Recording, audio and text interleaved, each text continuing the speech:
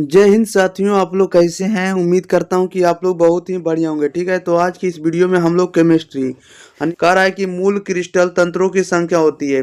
तो मूल क्रिस्टल तंत्रों की संख्या कितनी होती है, तो 7 होती है। राइट आंसर बी हो जाएगा। कह रहा है कि घनाकार संरचना में पिंड केंद्रित परमाणु की समन्वय संख्या होती है। घनाकार संरचना में पिंड केंद्रित परमाणु की समन्वय संख्या कितनी होती है, तो 4 होती है। राइट आंसर आपका ए हो जाएगा। कह रहा है कि घनाकार क्रिस्टल में ब्रेवेश जालकों की संख्या होती है। घनाकार क्रिस्टल में ब्रेवेश जालकों की संख्या कितनी होती है, तो 3 होती है। राइट आंसर आपका ए हो जाएगा। नेक्स्ट क्वेश्चन, क्वेश्चन नंबर 4 देखिएगा। 4 नंबर में क्या कर रहा है, आप लोग सभी का आंसर आप लोग सुनते चलिएगा। ओके, याद हो जाएगा इस वीडियो में ही। 4 नंबर में कह रहा है कि सदृश परमाणु वाले एक फलक केंद्रीय घनाकार इकाई सेल में चतुष्फलक रिक्तियों की संख्या होती है। सदृश से कह रहा है कि सदृश परमाणु वाले एक फलक केंद्रित घनाकार इकाई सेल में चतुष्फलक रिक्तियों की संख्या होती है। तो रिक्तियों की संख्या 8 होती है। राइट आंसर ए हो जाएगा। कह रहा है निम्नलिखित में किसका हिमांक अवनमन अधिकतम होगा। हिमांक अवनमन का मान अधिकतम होगा, किसका अधिकतम होगा, तो K2SO4 का होगा। राइट आंसर आपका ए हो जाएगा। क्वेश्चन नंबर 6 में करा निम्नलिखित में कौन बिलियन के अनुसंग गुणधर्म का उदाहरण है। बताइएगा, बिलियन के अनुसंग गुणधर्म का उदाहरण कौन होगा, तो ये होगा आपको क्वथनांक का उन्नयन होगा। राइट आंसर सी हो जाएगा। नेक्स्ट क्वेश्चन लेते हैं। क्वेश्चन नंबर देखिएगा 7 नंबर की ओर। 7 नंबर में देखिए क्या कह रहा है कि अगर 18 ग्राम ग्लूकोज का सूत्र होता है CHO H12O6 होता है, किसी विलायक के 1000 ग्राम में उपस्थित बिलियन की मोललता क्या होगी। बताइएगा, अगर 18 ग्राम ग्लूकोज में किसी विलायक का 1000 ग्राम में उपस्थित बिलियन की मोललता क्या होगी, तब बिलियन की मोललता होगी 0.1 होगी। कह रहा है कि एक फराइडे बराबर होता है, तो एक फराइडे बराबर होता है 96,500 कूलम्ब के। क्वेश्चन नंबर 9 देखिएगा क्या कर रहा है। 9 में कह रहा है जलीय घोल में एक अणु K4FeCN6 के द्वारा कितने आयन प्राप्त होंगे। बताइएगा, जलीय घोल में एक अणु K4FeCN6 द्वारा कितने आयन प्राप्त होंगे, तो कितने आयन प्राप्त होंगे, तो 2 आयन। राइट आंसर आपका ए हो जाएगा। कह रहा है कि अगला नंबर 0.1 नॉर्मलटा 0.1 N CH3COOH घोल का तुल्यांकी चालकत्व 25 डिग्री सेल्सियस पर 80 एवं अनंत तनुकता पर 400 ओम प्रति वर्ग सेंटीमीटर इक्विवेलेंट इनवर्स है, तो CH3COOH का विखंडन अंश क्या होगा। इसका विखंडन अंश का जो मान होगा 0.1 ही होगा। कितना होगा, 0.1 होगा। Next question, question number 11 number में कह रहा है कि कॉपर जिंक और Ag और Fe के मानक अवकरण विभवों का मान क्या होगा। बताइएगा, CuZn Ag और Fe के मानक अवकरण विभव का क्रम क्या होगा। इसके अवकरण विभव का मान होगा Ag होगा, Cu होगा, Fe होगा, Zn होगा। ओके, याद रखिएगा। क्वेश्चन नंबर 12 नंबर में कह रहा है निम्नलिखित में कौन द्वितीयक सेल है, तो द्वितीयक सेल का उदाहरण कौन होगा, तो lead storage battery. Right answer आपका बी हो जाएगा। क्वेश्चन नंबर 13 नंबर में कह रहा है कि A, B और C तत्वों का मानक अपचयन विभव का मान क्रमशः प्लस 0.68 वोल्ट, माइनस में 2.50 और माइनस में 0.50 वोल्ट है, तो उनकी अपचयन शक्ति का मान क्या होगा। तो इनकी अपचयन शक्ति का मान क्या होगा, तो आपको B greater than C greater than A होगा। राइट आंसर आपका डी हो जाएगा। नेक्स्ट क्वेश्चन ले लेते हैं। क्वेश्चन नंबर देखिएगा अगले नंबर 14 नंबर की ओर। चलिए, 14 नंबर भी आप लोगों के बीच आ चुका है प्रश्न। 14 नंबर का आप लोग आंसर बताने का प्रयास करिएगा। ओके, देखिएगा 14 नंबर का क्या होगा सही जवाब। 14 नंबर में कह रहा है कि किस कोटि की अभिक्रिया के लिए अभिक्रिया के वेग एवं वेग स्थिरांक की इकाई समान होती है। किस कोटि की अभिक्रिया के लिए अभिक्रिया के वेग एवं वेग स्थिरांक की इकाई समान होती है, तो ये समान किसके लिए होती है, तो शून्य होगी। राइट आंसर आपका ए हो जाएगा। क्वेश्चन नंबर 15 नंबर में कह रहा है कि प्रथम कोटि की अभिक्रिया के वेग स्थिरांक की इकाई होती है। प्रथम कोटि की अभिक्रिया के वेग स्थिरांक की इकाई होती है, तो वेग स्थिरांक की इकाई जो होती है आपको समय इनवर्स होती है। ओके, राइट आंसर बी हो जाएगा। क्वेश्चन नंबर 16 नंबर में करा अभिक्रिया A to B के लिए अभिक्रिया के वेग का निरूपण निम्नलिखित में से किसके द्वारा होता है, तो यह होता है आपको माइनस में dA/dt के द्वारा। राइट आंसर आपका सी हो जाएगा। 17 में करा निम्नलिखित में कौन सा कारक अभिक्रिया के दर को प्रभावित करता है, तो अभिक्रिया के दर को प्रभावित करता है ताप करता है, दाब करता है, सांद्रण करता है, सभी करता है। राइट आंसर आपका डी होगा, इनमें से सभी। क्वेश्चन नंबर 18 नंबर में कह रहा है इंजाइम है एक, बताइएगा इंजाइम है एक क्या है, तो कार्बोहाइड्रेट है, लिपिड है, प्रोटीन है, सभी है। राइट आंसर आपका डी होगा, इनमें से सभी। 19 नंबर में कह रहा है कि निम्नलिखित में कौन टिंडल प्रभाव प्रदर्शित करता है, तो टिंडल प्रभाव को कौन प्रदर्शित करता है, तो सोल करता है। राइट आंसर आपका सी हो जाएगा। 20 में कह रहा है दूध निम्नलिखित में किसका उदाहरण होता है, तो दूध किसका उदाहरण होता है, तो दूध होता है पायस का उदाहरण। राइट आंसर आपका ए हो जाएगा। क्वेश्चन नंबर देखिएगा 21 नंबर की ओर। 21 नंबर में कह रहा है कि भौतिक अधिशोषण में लगभग कितनी ऊर्जा उत्सर्जित होती है, बताइएगा भौतिक अधिशोषण में लगभग कितनी ऊर्जा उत्सर्जित होती है। राइट आंसर आप लोग बताइएगा। 21 का सही जवाब आपका ये हो जाएगा 20 से 40 क्या हो जाएगा, 20 से 40 के एन मोल प्रति हो जाएगा, प्रति मोल हो जाएगा। 22 नंबर में कह रहा है फॉस्फोरस पेंटाऑक्साइड है एक अच्छा क्या है, बताइएगा 22 नंबर बताइएगा। कह रहा है कि फॉस्फोरस पेंटाऑक्साइड है ये क्या है, तो एक प्रकार का अवशोषक है। राइट आंसर आपका बी हो जाएगा। क्वेश्चन नंबर देखिएगा 23 नंबर की ओर। 23 नंबर में कह रहा है कि हेमेटाइट से लोहा प्राप्त करने से चूना पत्थर का उपयोग किस रूप में किया जाता है, बताइएगा हेमेटाइट से लोहा प्राप्त करने से चूना पत्थर का उपयोग किस रूप में किया जाता है, तो यह किया जाता है आपको अवकारक के रूप में। 24 में करा निम्नलिखित में कौन धातु साइनाइड विधि द्वारा प्राप्त किया जाता है, धातु साइनाइड विधि द्वारा प्राप्त किया जाता है तो क्रोमियम को। राइट आंसर आपका ए हो जाएगा। क्वेश्चन नंबर देखिएगा आप लोग 25 नंबर की ओर। 25 नंबर में कह रहा है कि गैलेना निम्नलिखित में किस धातु का अयस्क है, गैलेना निम्नलिखित में किस धातु का अयस्क होता है, तो ये होता है आपको लेड का होता है। राइट आंसर आपका क्या हो जाएगा, बी हो जाएगा। क्वेश्चन नंबर बी मतलब पीवी मतलब क्या होता है, लेड होता है। ओके, लेड मतलब पारा। क्वेश्चन नंबर 24 में कह रहा है कि सल्फाइड अयस्कों का सांद्रण किया जाता है, सल्फाइड अयस्कों का सांद्रण किया जाता है तो फेन फ्लावन विधि द्वारा। राइट आंसर आपका ए हो जाएगा। क्वेश्चन नंबर 27 नंबर में कह रहा है कि क्लोरीन अमोनिया की अधिकता में अभिक्रिया करके बनाता है, क्लोरीन अमोनिया की अधिकता में अभिक्रिया करके बनाता है, क्या बनाता है, तो आपको NH4Cl बनाएगा। राइट आंसर ये हो जाएगा। 28 में कह रहा है निम्न में किसमें पी पाई और डी पाई बंधन होता है, बताइएगा निम्न में किसमें पी पाई और डी पाई बंधन होता है, तो ये होता है आपको क्या किसमें होता है, तो SO3 माइनस में 2 में होगा। राइट आंसर आपका क्या हो जाएगा, डी हो जाएगा, यानी SO3 माइनस में 2 होगा। 29 में कह रहा है वर्ग 16 के तत्व को कहा जाता है, वर्ग 16 के तत्व को क्या कहा जाएगा, तो उसे हमको क्या कहते हैं, तो चालकोजन कहेंगे। राइट आंसर आपका बी हो जाएगा। नेक्स्ट क्वेश्चन ले लेते हैं। क्वेश्चन नंबर देखिएगा 30 नंबर की ओर। चलिए प्यारे साथियों, क्वेश्चन नंबर आप लोगों के पास है 30 नंबर में कह रहा है कि प्रथम संक्रमण श्रेणी में उच्चतम ऑक्सीकरण अवस्था प्रदर्शित करने वाले तत्व कौन होगा, बताइएगा प्रथम संक्रमण श्रेणी में उच्चतम अवस्था प्रदर्शित करने वाला तत्व का नाम क्या होगा, तो इसका नाम होगा आप लोग बताइएगा जल्दी जल्दी, तो इसका नाम होगा आपको मैग्नीज होगा, Mn होगा, क्या होगा मैग्नीज होगा, Mn होगा। 31 नंबर में कह रहा है निम्नलिखित में किस तत्व में 4F ऊर्जा स्तर क्रमिक रूप से बढ़ता है, तब 4F स्तर ऊर्जा स्तर क्रमिक रूप से बढ़ता है, तो ये बढ़ता है किस में, तो एक्टिनाइड सीरीज में बढ़ता है। राइट आंसर आपका बी हो जाएगा। क्वेश्चन नंबर 32 नंबर में कह रहा है कि K3CrC2O4 का होल 3 में Cr की समन्वय संख्या क्या होगी, कोऑर्डिनेशन नंबर बताना है क्रोमियम का, तो आप लोगों को बताइएगा जल्दी जल्दी 32 का सही जवाब क्या हो जाएगा। कह रहा है कि C3CrC2O4 का होल 3 में Cr की समन्वय संख्या का मान क्या होगा, तो इसकी समन्वय संख्या का मान 3 होगा। क्वेश्चन नंबर देखिएगा आप लोग कितना 33, निम्नलिखित में कौन अनुचुंबकीय है, अनुचुंबकीय कौन होगा, तो अनुचुंबकीय का जो मान होगा आपको NiCN4 माइनस में 2 होगा। ओके, राइट आंसर आपका बी हो जाएगा। क्वेश्चन नंबर 34 नंबर में कह रहा है निम्नलिखित में कौन ऑक्सीकारक एवं अवकारक दोनों की तरह व्यवहार करता है, निम्नलिखित में कौन ऑक्सीकारक एवं अवकारक दोनों की तरह व्यवहार करता है, तो यह व्यवहार करता है SO2। राइट आंसर आपका क्या हो जाएगा, सी हो जाएगा। 35 में करा निम्नलिखित में कौन रंगीन होता है, आपका राइट आंसर बताइएगा, तो रंगीन कौन होता है, तो NO2 होता है, कौन होता है, NO2 होता है। राइट आंसर आपका ऑप्शन नंबर क्या हो जाएगा बताइएगा, कह रहा है कि बी हो जाएगा। क्वेश्चन नंबर 36 में कह रहा है निम्नलिखित में कौन आयन जो होता है रंगहीन होता है, कौन सा आयन रंगहीन होता है, तो Cu+ होता है, कॉपर प्लस होता है। नेक्स्ट क्वेश्चन लेते हैं। क्वेश्चन नंबर देखिए 37 37 नंबर में क्या कह रहा है निम्नलिखित में कौन संक्रमण तत्व नहीं है।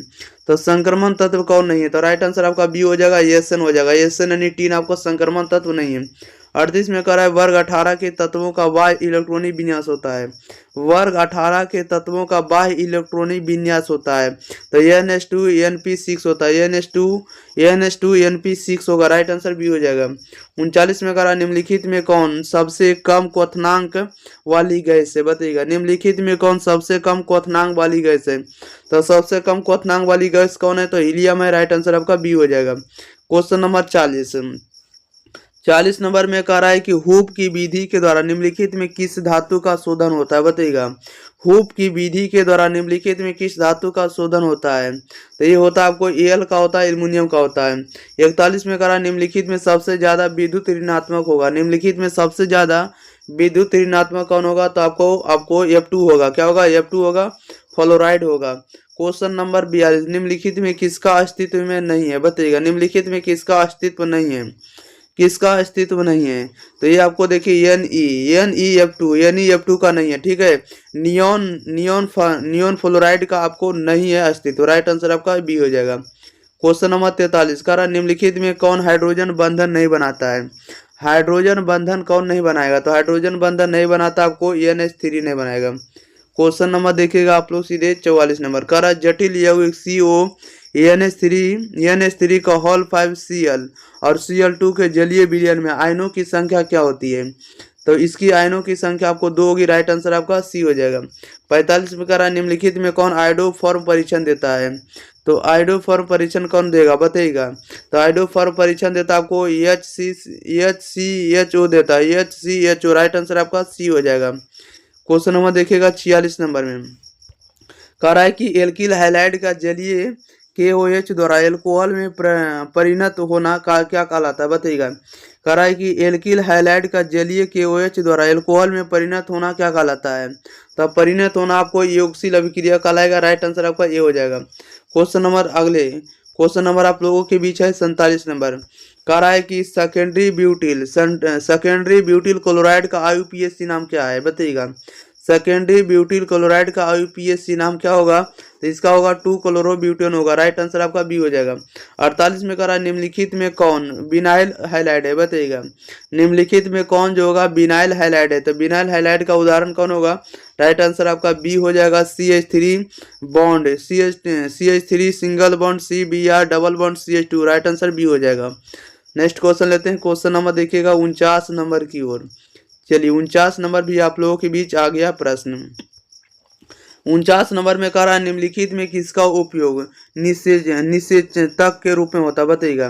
निम्नलिखित में किसका उपयोग जो है निश्चेतक के रूप में होता है, निश्चेतक के रूप में किसका उपयोग हम लोग करते हैं, तो ये करते हैं क्लोरोफॉर्म का, राइट आंसर ये हो जाएगा। 50 में कह रहा है कि C2H5OH एवं CH3OCH3 ये क्या है, बताइएगा। तो यह एक प्रकार का क्रियाशील समावयवी है, राइट आंसर आपका बी हो जाएगा। क्वेश्चन नंबर 51 नंबर में करा कि प्राथमिक एल्कोहल को ऑक्सीकरण से प्राप्त होता है। प्राथमिक एल्कोहल को ऑक्सीकरण से प्राप्त होता है, तो प्राप्त होता है आपको कार्बोक्सिलिक अम्ल होता है, राइट आंसर आपका क्या हो जाएगा, सी हो जाएगा। 52 में करा है कि डाई एथिल ईथर का IUPAC नाम क्या है, बताइएगा। डाई एथिल ईथर का IUPAC नाम क्या होता है, तो इसका IUPAC नाम होता है इथायोक्सी इथेन होता है। क्या होता है, इथायोक्सी इथेन, राइट आंसर भी हो जाएगा। 53 में कह रहा है कि IUPAC प्रणाली में एसीटोन का नाम क्या होता है। IUPAC प्रणाली में एसीटोन का नाम क्या होता है, तो एसीटोन का नाम होता है प्रोपेन, राइट आंसर आपका सी हो जाएगा। नेक्स्ट क्वेश्चन नंबर 54 नंबर की ओर। 54 नंबर में देखिए क्या करा है, कह रहा है कि फॉर्म्युलाडिहाइड को NaOH विलयन के साथ गर्म करने पर निम्नलिखित में कौन प्राप्त होता है, तो देखिएगा अगर फॉर्म्युलाडिहाइड को अगर NaOH के साथ गर्म करेंगे तो क्या प्राप्त होगा, तो ये प्राप्त होगा आपको मेथिल एल्कोहल होगा, राइट आंसर आपका सी हो जाएगा। क्वेश्चन नंबर देखिएगा आप लोग सीधे कितना नंबर 55 नंबर की ओर। कह रहा है कि ये जो अभिक्रिया जो है CH3COCH3 प्लस में इसको अभिक्रिया कराएंगे HCN के साथ, तो हमें बनेगा CH3 सिंगल बॉन्ड CH3CN और CH3। ये निम्नलिखित में किसका उदाहरण होगा, तो यह जो उदाहरण होगा आपको नाभिक स्नेही योग का उदाहरण होगा, राइट आंसर आपका सी हो जाएगा। क्वेश्चन नंबर 56 नंबर की ओर। 56 नंबर में कह रहा है कि कार्बोक्सिलिक अम्लों का क्रियाशील मूलक होता है। कार्बोक्सिलिक अम्लों का जो क्रियाशील मूलक होता है क्या होता है? तो ये होता है आपको क्या होता है, देखिएगा ये होगा आपको CaCOOH होता है। क्या होता है कार्बोक्सिलिक अम्ल का क्रियाशील मूलक क्या होगा? तो COOH होता है। राइट आंसर आपका सी हो जाएगा। क्वेश्चन नंबर 57 नंबर में कह रहा है कि CH3CN के जल अपघटन से निम्नलिखित में कौन प्राप्त होगा? तो जल अपघटन से प्राप्त होगा CH3COOH प्राप्त होगा। 58 में कह रहा है कि अनुसूत्र C3H9N के द्वारा निम्नलिखित में किसे व्यक्त किया जाता है? तो ये व्यक्त किया जाता है आपको टर्शियरी एमीन को। राइट आंसर आपका सी हो जाएगा। क्वेश्चन नंबर 59 नंबर में कह रहा है एनिलीन की अभिक्रिया सूक्ष्म कह रहा है कि एनिलीन की अभिक्रिया जो है सधुम सल्फ्यूरिक अम्ल के साथ कराने पर निम्नलिखित में से कौन बनता है? तो अगर हम सल्फ्यूरिक अम्ल की अभिक्रिया अगर एनिलीन की अभिक्रिया सल्फ्यूरिक अम्ल के साथ कराते हैं तो हमें बेंजीन सल्फोनिक अम्ल बनेगा। क्या बनेगा? बेंजीन सल्फोनिक अम्ल बनेगा। राइट आंसर सी हो जाएगा।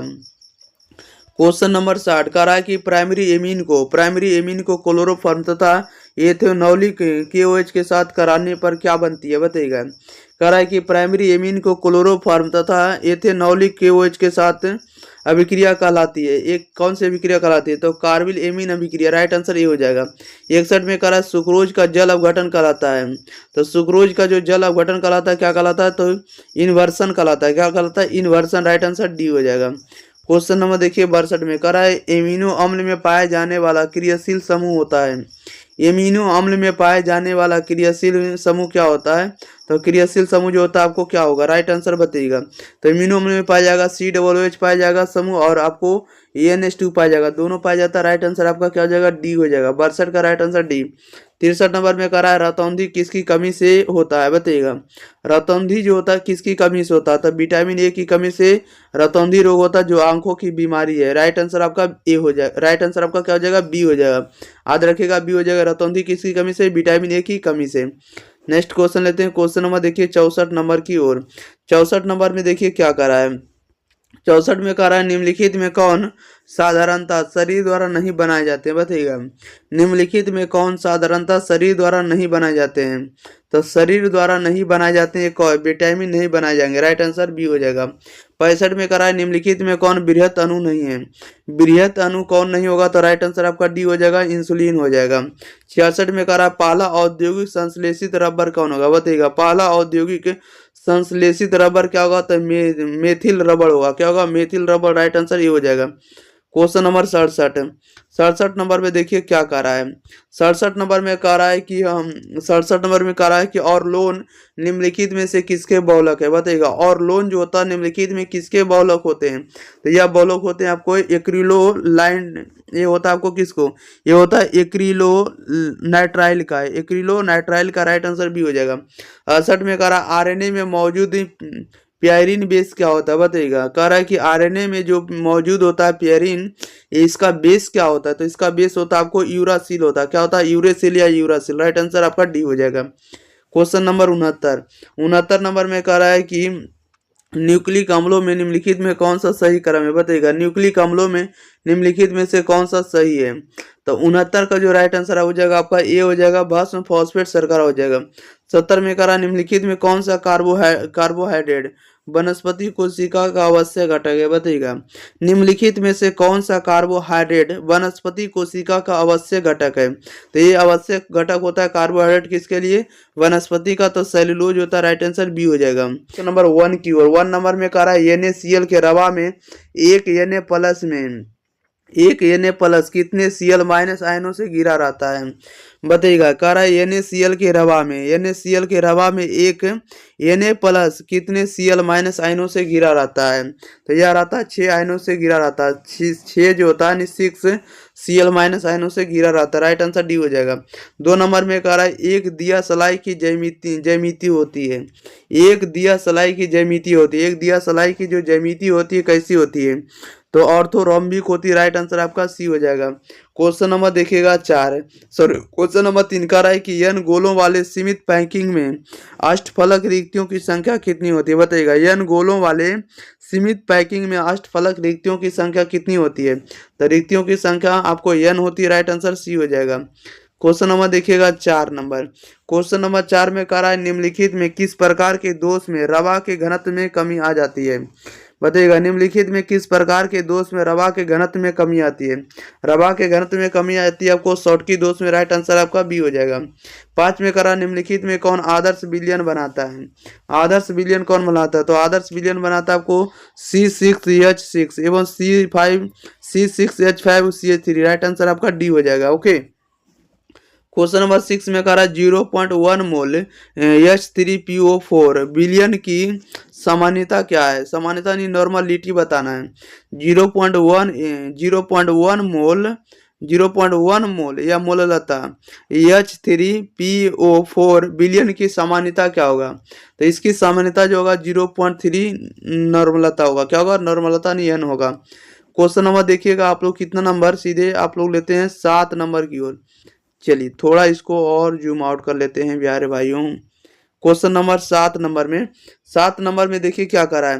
करा है किसी तनु गोल के अनुसंग गुणधर्म निर्भर करता है। बताइएगा किसी तनु गोल के अनुसंग गुणधर्म निर्भर करता है। ये अनुसंग गुणधर्म किस पर निर्भर करता है, तो ये करता है आपको गोली के अणुओं की संख्या पर, राइट आंसर सी हो जाएगा। कला 25 डिग्री सेल्सियस पर निम्नलिखित में किसका प्रासरणीय दाब सबसे अधिक होता है, तो ये प्रासरणीय दाब किसका अधिक होता है, तो CaCl2 का होता है, right answer CaCl2, right answer आपका ये हो जाएगा। 9 नंबर में कह रहा है एक फैराडे की विद्युत धारा को किस अम्ल के तनु घोल से प्रवाहित करने पर STP स्टैंडर्ड टेम्परेचर प्रेशर पर हाइड्रोजन गैस का आयतन मुक्त होता है, राइट आंसर बताइएगा। तो ये होगा आपको 11,200 ml पर, राइट आंसर आपका डी हो जाएगा। क्वेश्चन नंबर देखिएगा 10 नंबर में कह रहा है तनुता बढ़ाने पर किस विद्युत अपघट्य घोल का मोलर चालकत्व क्या होगा। बताइएगा कह रहा है तनुता बढ़ाने पर किस विद्युत अपघट्य घोल का मोलर चालकत्व क्या होगा, तो मोलर चालकत्व का भी मान बढ़ता, राइट आंसर ये हो जाएगा। क्वेश्चन नंबर 11 नंबर में देखिए क्या कह रहा है।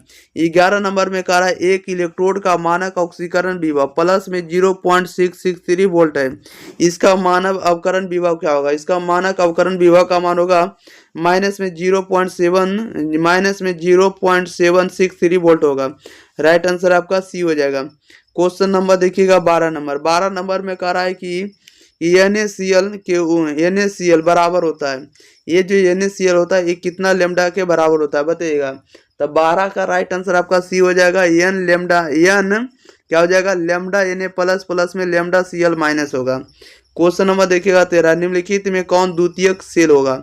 द्वितीयक सेल का उदाहरण बताइएगा कि द्वितीयक सेल कौन होगा, तो lead storage battery, right answer आपका बी हो जाएगा। 14 में कह रहा है किस अभिक्रिया का वेग स्थिरांक निर्भर करता है। बताइएगा कह रहा है किसी अभिक्रिया का वेग स्थिरांक निर्भर करता है, किस पर करता है, तो ताप पर करता है, राइट आंसर ए हो जाएगा। क्वेश्चन नंबर 5 नंबर की ओर। 5 नंबर में कह रहा है प्रथम कोटि की अभिक्रिया के वेग स्थिरांक इकाई होती है। बताइएगा प्रथम कोटि की अभिक्रिया के वेग स्थिरांक की इकाई होती है, ये समय इनवर्स होती है, राइट आंसर आपका ए हो जाए, राइट आंसर आपका बी हो जाएगा 1/समय।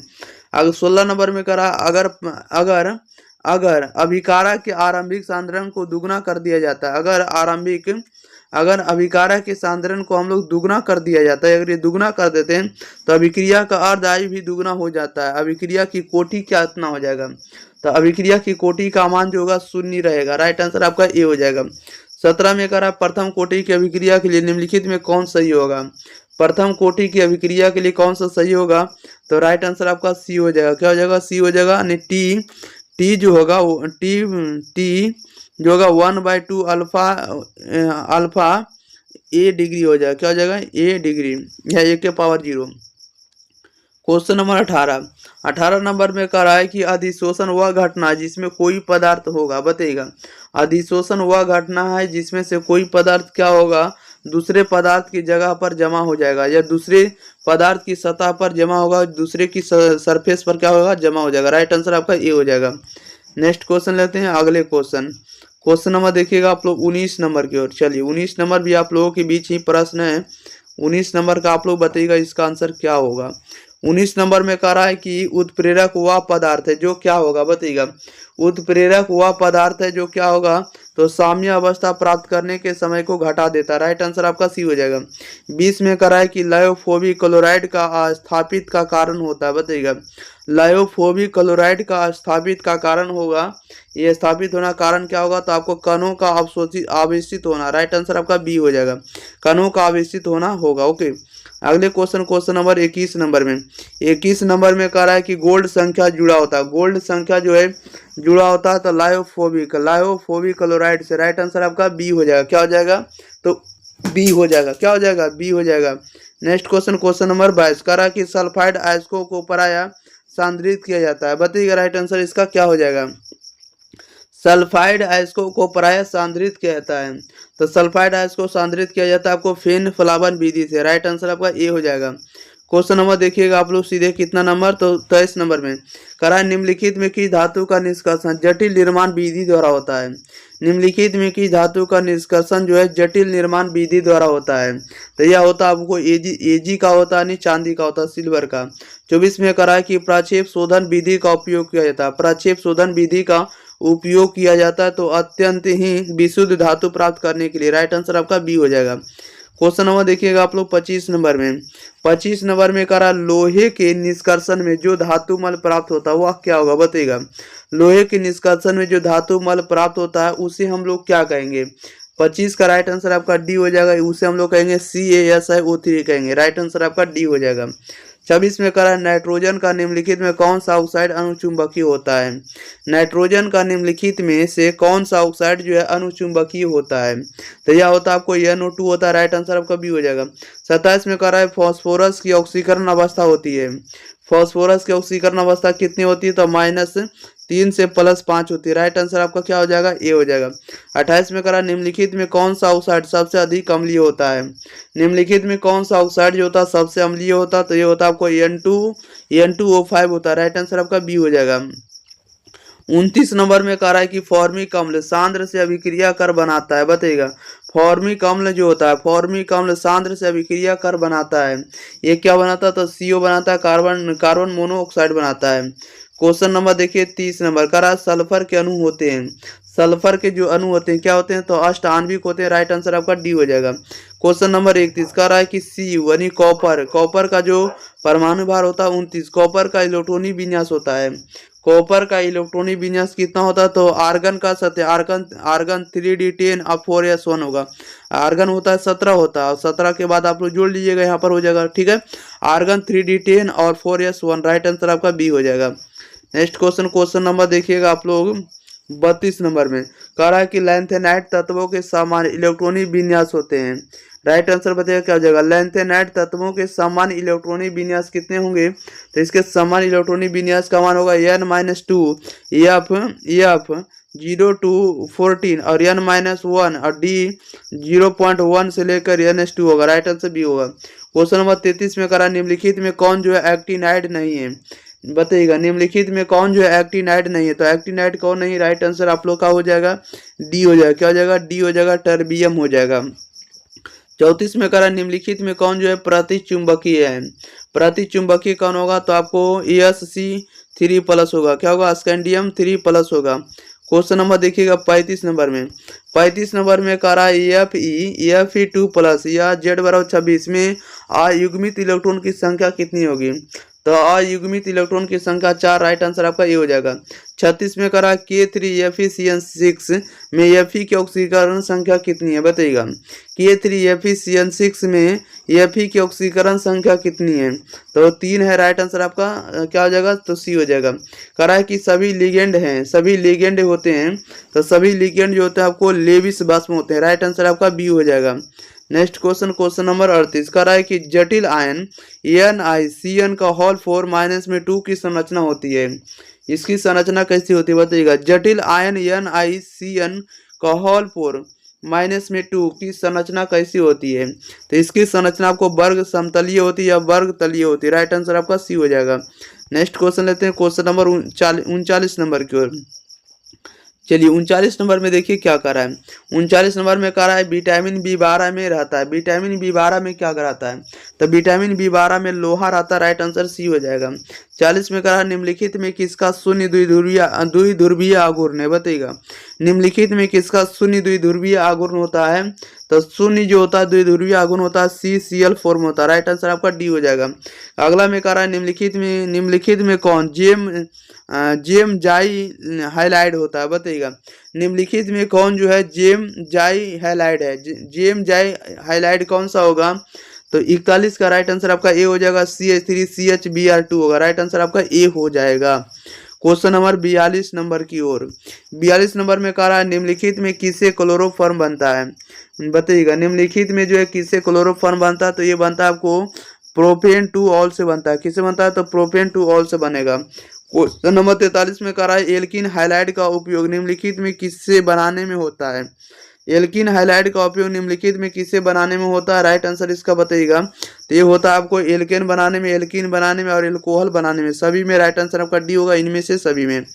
क्वेश्चन नंबर 44 नंबर 44 में करा है निम्नलिखित में कौन जो है सेकेंडरी एल्कोहल को निरूपित करता है, तो सेकेंडरी एल्कोहल को निरूपित कौन करता है, तो ये करता है आपको CH, कौन करता है, तो CHOH करेगा। राइट आंसर आपका बी हो जाएगा। देख लीजिएगा सिंबल का। ओके, क्वेश्चन नंबर देखिएगा आप लोग, ए जो लगा हुआ बाउंड लगा हुआ, ठीक है, इसको ध्यान रखिएगा। क्वेश्चन नंबर 45 में कह रहा है कि अनाज एल्कोहल निम्नलिखित में किसका सामान्य नाम है, बताइएगा। अनाज एल्कोहल जो है निम्नलिखित में किसका सामान्य नाम होता है, तो ये सामान्य नाम होता है एथिल एल्कोहल का। राइट आंसर बी हो जाएगा। क्वेश्चन नंबर देखिए 46 नंबर में। 46 नंबर में करा है कि ग्रेनाड अभिकर्मक, क्या करा है, तो ग्रेनाड अभिकर्मक, ध्यान दीजिएगा ब्याहियों। चलिए आप लोगों को कितना नंबर है, तो आप लोगों को हाँ 46 नंबर पर ही आप लोगों को ध्यान देना। ओके, 46 नंबर में कह रहा है कि ग्रेनाड अभिकर्मक से विक्रिया का निम्नलिखित में कौन एल्केन बनाता है, बताइएगा। तो कह रहा है कि ग्रेनाड अभिकर्मक से विक्रिया का निम्नलिखित में कौन एल्केन बनाता है। 46 का राइट आंसर आपका ए हो जाएगा। CH3CH2OH हो जाएगा। क्वेश्चन नंबर 47 में कह रहा है कि अभिक्रिया RCOCl प्लस में H2O को मिलाएंगे, अगर हम PD या BSO4 के साथ अभिक्रिया कराते हैं तो RCHO प्लस में HCl को हम लोग क्या कहेंगे, या ये अभिक्रिया बनेगा, तो इस अभिक्रिया को हम लोग क्या नाम देंगे, तो उसे हम लोग कहेंगे रोजमंड अभिक्रिया कहेंगे। क्या कहेंगे, तो रोजमुंड अभिक्रिया या रोजमंड अभिक्रिया। राइट आंसर आपका बी हो जाएगा। क्वेश्चन नंबर देखिएगा आप लोग 48 नंबर। 48 नंबर में कह रहा है कि हाइलाइड के ऑक्सीकरण से प्राप्त होता है। हाइलाइड के ऑक्सीकरण से क्या प्राप्त होगा, तो एक अम्ल प्राप्त होगा। राइट आंसर आपका डी हो जाएगा। 49 में कह रहा है निम्नलिखित में कौन कैनोजारी अभिक्रिया नहीं देता है, बताइएगा। निम्नलिखित में कौन जो है कैनोजारी अभिक्रिया नहीं देता, तो एसिटल डिहाइड। राइट आंसर आपका बी हो जाएगा। क्वेश्चन नंबर 50 नंबर की ओर। 50 नंबर में कह रहा है कि यूरोट्रोपिन निम्नलिखित में किसकी अभिक्रिया अमोनिया से कराने पर बनता है, बताइएगा। कह रहा है कि यूरोट्रोपिन निम्नलिखित में किसकी अभिक्रिया कराने से अमोनिया कराने पर बनता है, तो 50 का राइट आंसर आपका बी हो जाएगा, फॉर्मल्डिहाइड के साथ कराने पर। क्वेश्चन नंबर 51 में कह रहा है निम्नलिखित में कौन सा सूत्र ईस्टर को व्यक्त करता है। निम्नलिखित में कौन सा सूत्र जो है ईस्टर को व्यक्त करता है, तो ईस्टर को व्यक्त करता है आपको RCRR करता है। राइट आंसर बी हो जाएगा। क्वेश्चन नंबर 52 नंबर की ओर। 52 नंबर में कह रहा है कि फॉर्मिक अम्ल एवं फॉर्मल्डिहाइड को निम्नलिखित में किसके द्वारा विभेद किया जाता है, तो यह विभेद किया था आपको NaHCO3 के द्वारा। 53 में कह रहा है निम्नलिखित में कौन सबसे सबल अम्ल होगा, बताइएगा। निम्नलिखित में कौन जो होगा सबसे सबल अम्ल होगा, तो आपको Cl3COOH होगा। राइट आंसर आपका डी हो जाएगा।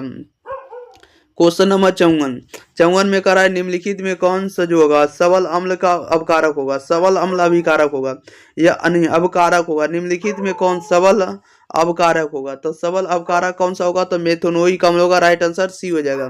55 में कह रहा है निम्नलिखित में किसके द्वारा कार्बोक्सिलिक अम्लों को सीधे प्राइमरी एल्कोहल में अवकृत किया जा सकता है। निम्नलिखित में किसके द्वारा कार्बोक्सिलिक अम्लों को सीधे प्राइमरी एल्कोहलों में अवकृत किया जाता है, तो ये अवकृत किया जाता है आपको LiAlAH4 के साथ। राइट आंसर आपका ए हो जाएगा। क्वेश्चन नंबर 56 नंबर की ओर। 56 में कह रहा है निम्नलिखित में कौन जो सेकेंडरी एमीन है। निम्नलिखित में कौन है जो सेकेंडरी एमीन है, सेकेंडरी एमीन का उदाहरण कौन होगा। 56 का राइट आंसर आपका सी हो जाएगा, R4 N+X होगा। राइट आंसर आपका सी हो जाएगा। क्वेश्चन नंबर 57 कह रहा है मेथिल आइसोसाइनेट का अणु सूत्र होता है, बताइएगा। मैथिल कह रहा है मेथिल आइसोसाइनाइड के अणु सूत्र क्या होता है, तो इसका अणु सूत्र होता है CH3CnO होता है। राइट आंसर आपका बी हो जाएगा। 58 में कह रहा है निम्नलिखित में किसके जलांशन से प्राइमरी एमीन बनता है। राइट आंसर बताएगा क्या हो जाएगा। निम्नलिखित में किसके जलांशन से प्राइमरी एमीन बनता है, तो प्राइमरी एमीन किसके द्वारा बनता है, तो अब ये बनता है आपको एल्किल आइसोसाइनाइड से। एल्किल आइसोसाइनाइड से। राइट आंसर आपका डी हो जाएगा। नेक्स्ट क्वेश्चन लेते हैं। क्वेश्चन नंबर देखिएगा 59 नंबर की ओर। चलिए 59 नंबर भी आप लोगों के बीच आ चुका प्रश्न। कह रहा है कि एमीन में नाइट्रोजन परमाणु का अपराशंकरण होता है, बताइएगा। कह रहा है एमीन में जो होता है नाइट्रोजन परमाणु का अपराशंकरण कितना होता है, तो इसका राइट आंसर आप लोग बताइएगा। 59 नंबर का 59 का देखिएगा। अपराशंकरण जो होता है आपको sp3 होता है। एमीन में नाइट्रोजन परमाणु का sp3 होता है। क्वेश्चन नंबर देखिए 60 का सुक्रोज के जलांशन से प्राप्त होता है। सुक्रोज के जलांशन से प्राप्त होता है तो ग्लूकोज और फ्रक्टोज या ग्लूकोज या फ्रक्टोज प्राप्त होगा। राइट आंसर सी हो जाएगा। 61 में कह रहा है कि 61 नंबर में कह रहा है कि एस्कॉर्बिक अम्ल है, तो एस्कॉर्बिक अम्ल जो होता है आपको एक विटामिन है। राइट आंसर आपका ए हो जाएगा। अगले क्वेश्चन नंबर 62 नंबर में 62 में कह रहा है निम्नलिखित में कौन सेल के आनुवांशिक चरित्र को दर्शाता है, बताइएगा। निम्नलिखित में कौन सेल के आनुवांशिक चरित्र को दर्शाता है। आनुवांशिक चरित्र को दर्शाता है प्रोटीन। राइट आंसर आपका सी हो जाएगा। 63 में कह रहा है कि साबुन है। साबुन क्या है, तो साबुन एक प्रकार का जो होता है वसा अम्लों के लवण है। राइट आंसर आपका सी हो जाएगा। 64 नंबर में कह रहा है निम्नलिखित में कौन प्राकृतिक बहुलक है। निम्नलिखित में प्राकृतिक बहुलक कौन होगा, तो प्रोटीन होगा। राइट आंसर ए हो जाएगा। क्वेश्चन नंबर 65 नंबर में कह रहा है कि बहुलक का उदाहरण है। बहुलक का उदाहरण कौन होगा, तो नायलॉन 66 होगा। राइट आंसर आपका बी हो जाएगा। 66 में कह रहा है कि संघनन बहुलीकरण का उत्पाद है। संघनन बहुलीकरण का उत्पाद है, तो संघनन बहुलक का उत्पाद है एक प्रकार का क्या है, तो नायलॉन 66 का। राइट आंसर आपका डी हो जाएगा। 67 में कह रहा है निम्नलिखित में किसका उपयोग एंटीपायरेटिक के रूप में होता है। निम्नलिखित में किसका उपयोग जो है एंटीपायरेटिक के रूप में होता है, तो एंटीपायरेटिक के रूप में होता है पारासीटामोल का। राइट आंसर आपका ए हो जाएगा। एंटीपायरेटिक के रूप में किसका उपयोग करते हैं, तो पारासीटामोल का करते हैं। राइट आंसर आपका ए हो जाएगा। क्वेश्चन नंबर देखिए 68 में कह रहा है कि टाइफाइड के इलाज के लिए किस एंटीबायोटिक का उपयोग होता है, बताइएगा। टाइफाइड के इलाज के लिए निम्नलिखित में किस एंटीबायोटिक का उपयोग होता है, तो टाइफाइड के लिए हम लोग किसका प्रयोग करते हैं, तो ये करते हैं हम लोग क्लोरेम क्या कहते हैं कि क्लोरेम फेनिकॉल का करते हैं। क्लोरेम फेनिकॉल का। 69 नंबर में कह रहा है कि भोपाल हादसे में जो विषैली गैस निकली थी वह कौन सी थी, बताइएगा। भोपाल हादसे में जो विषैली गैस निकली थी वह कौन सी थी, वह थी आपको मिथाइल आइसोसाइनाइड थी, यानी कह सकते हैं CH3NCO थी। CH3NCO। राइट आंसर आपका बी हो जाएगा। 70 में कह रहा है कि गैमेक्सिन क्या है, बताइएगा। गैमेक्सिन है। गैमेक्सिन एक प्रकार का क्या है, तो बेंजीन हेक्साक्लोराइड है। क्या है, तो बेंजीन है हेक्साक्लोराइड है, गैमेक्सिन है। राइट आंसर आपका सी हो जाएगा। कह रहा है कि निम्नलिखित में कौन रवादार ठोस पदार्थ का उदाहरण है। निम्नलिखित में कौन जो है रवादार ठोस पदार्थ का उदाहरण है, तो रवादार ठोस पदार्थ का उदाहरण कौन होता है, तो आपको बर्फ होता है। राइट आंसर डी हो जाएगा। क्वेश्चन नंबर 2 में कह रहा है कि फलक केंद्रित घनाकार इकाई सेल में परमाणु की संख्या होती है। फलक केंद्रित घनाकार इकाई सेल में परमाणु की संख्या होती है, तो परमाणु की संख्या आपको 4 होती है। राइट आंसर आपका सी हो जाएगा। क्वेश्चन नंबर 3 में कह रहा है कि एम बी के क्रिस्टल की संरचना होती है। एम बी के क्रिस्टल की संरचना कैसी होती है, तो यह आपको फलक केंद्रित होती है। राइट आंसर आपका बी हो जाएगा। क्वेश्चन नंबर 4 में कह रहा है कि सरल घनीय जालक में संकुलन क्षमता होती है, बताइएगा। सरल घनीय जालक में संकुलन क्षमता का मान होता है तो 52% होता है। राइट आंसर आपका ए हो जाएगा। क्वेश्चन नंबर देखिएगा आप लोग 5 नंबर की ओर। 5 नंबर में कह रहा है निम्नलिखित में किस प्रकार के घोल में प्रसरण की क्रिया नहीं होगी, बताइएगा। निम्नलिखित में किस प्रकार के घोल में प्रसरण की क्रिया नहीं होती है, तो प्रसरण की क्रिया नहीं होती है तो आइसोटोनिक विलयन में। राइट आंसर आपका ये हो जाएगा। 6 में कह रहा है किसी तनु विलयन के वाष्प दाब का आपेक्षिक अवनमन विलयन में उपस्थित अवाष्पशील विलय के मोल प्रभाव के बराबर होता है। इस कथन को क्या कहते हैं, बताइएगा किसी तनु विलयन के वाष्प दाब का अपेक्षिक अवनमन विलयन में उपस्थित अवाष्पशील विलय के मोल प्रभाज के बराबर होता है। इस कथन को क्या कहते हैं? तो इस कथन को हम लोग कहते हैं राउल्ट का नियम कहते हैं। क्या कहते हैं? राउल्ट का नियम या रावल का नियम। राइट आंसर आपका सी हो जाएगा। अगले क्वेश्चन लेते हैं। क्वेश्चन नंबर देखिएगा आप लोग 7 नंबर की ओर। चलिए 7 नंबर में देख लेते हैं क्या है क्वेश्चन। 7 नंबर में कह रहा है कि एक विलय जिसका विलयन में संयोजन या वियोजन नहीं होता है। एक विलय जिसका विलयन में संयोजन तथा वियोजन नहीं होता है उसे वांट ऑफ गुना का मान होता है। उसके वांट ऑफ गुना का मान क्या हो सकता है? तो इसके वांट ऑफ गुना का मान 1.0 होगा। कहने का मतलब कि 1 होगा। क्या होगा? 1 होगा। 8 नंबर में कह रहा है कि द्रवित एम बी के वैद्युत अपघटन से कैथोड पर निम्नलिखित में से कौन मुक्त होता है? बताइएगा। कह रहा है कि द्रवित एम बी के वैद्युत अपघटन से कैथोड पर निम्नलिखित में से कौन मुक्त होता है? तो सोडियम मुक्त होता है। राइट आंसर आपका बी हो जाएगा। नेक्स्ट क्वेश्चन लेते हैं। क्वेश्चन नंबर देखते हैं हम लोग 9 नंबर की ओर। क्वेश्चन नंबर 9 में कह रहा है कि फैराडे के विद्युत विच्छेदन के प्रथम नियम को निरूपित करने के लिए निम्नलिखित में कौन समीकरण सही है? फैराडे के विद्युत विच्छेदन के प्रथम नियम को निरूपित करने के लिए निम्नलिखित में कौन समीकरण सही है? कौन समीकरण सही है? तो m बराबर होता है CZT होगा। राइट आंसर बी हो जाएगा। 10 नंबर में कह रहा है निम्नलिखित में कौन सी अभिक्रिया एनोड पर संभव नहीं है?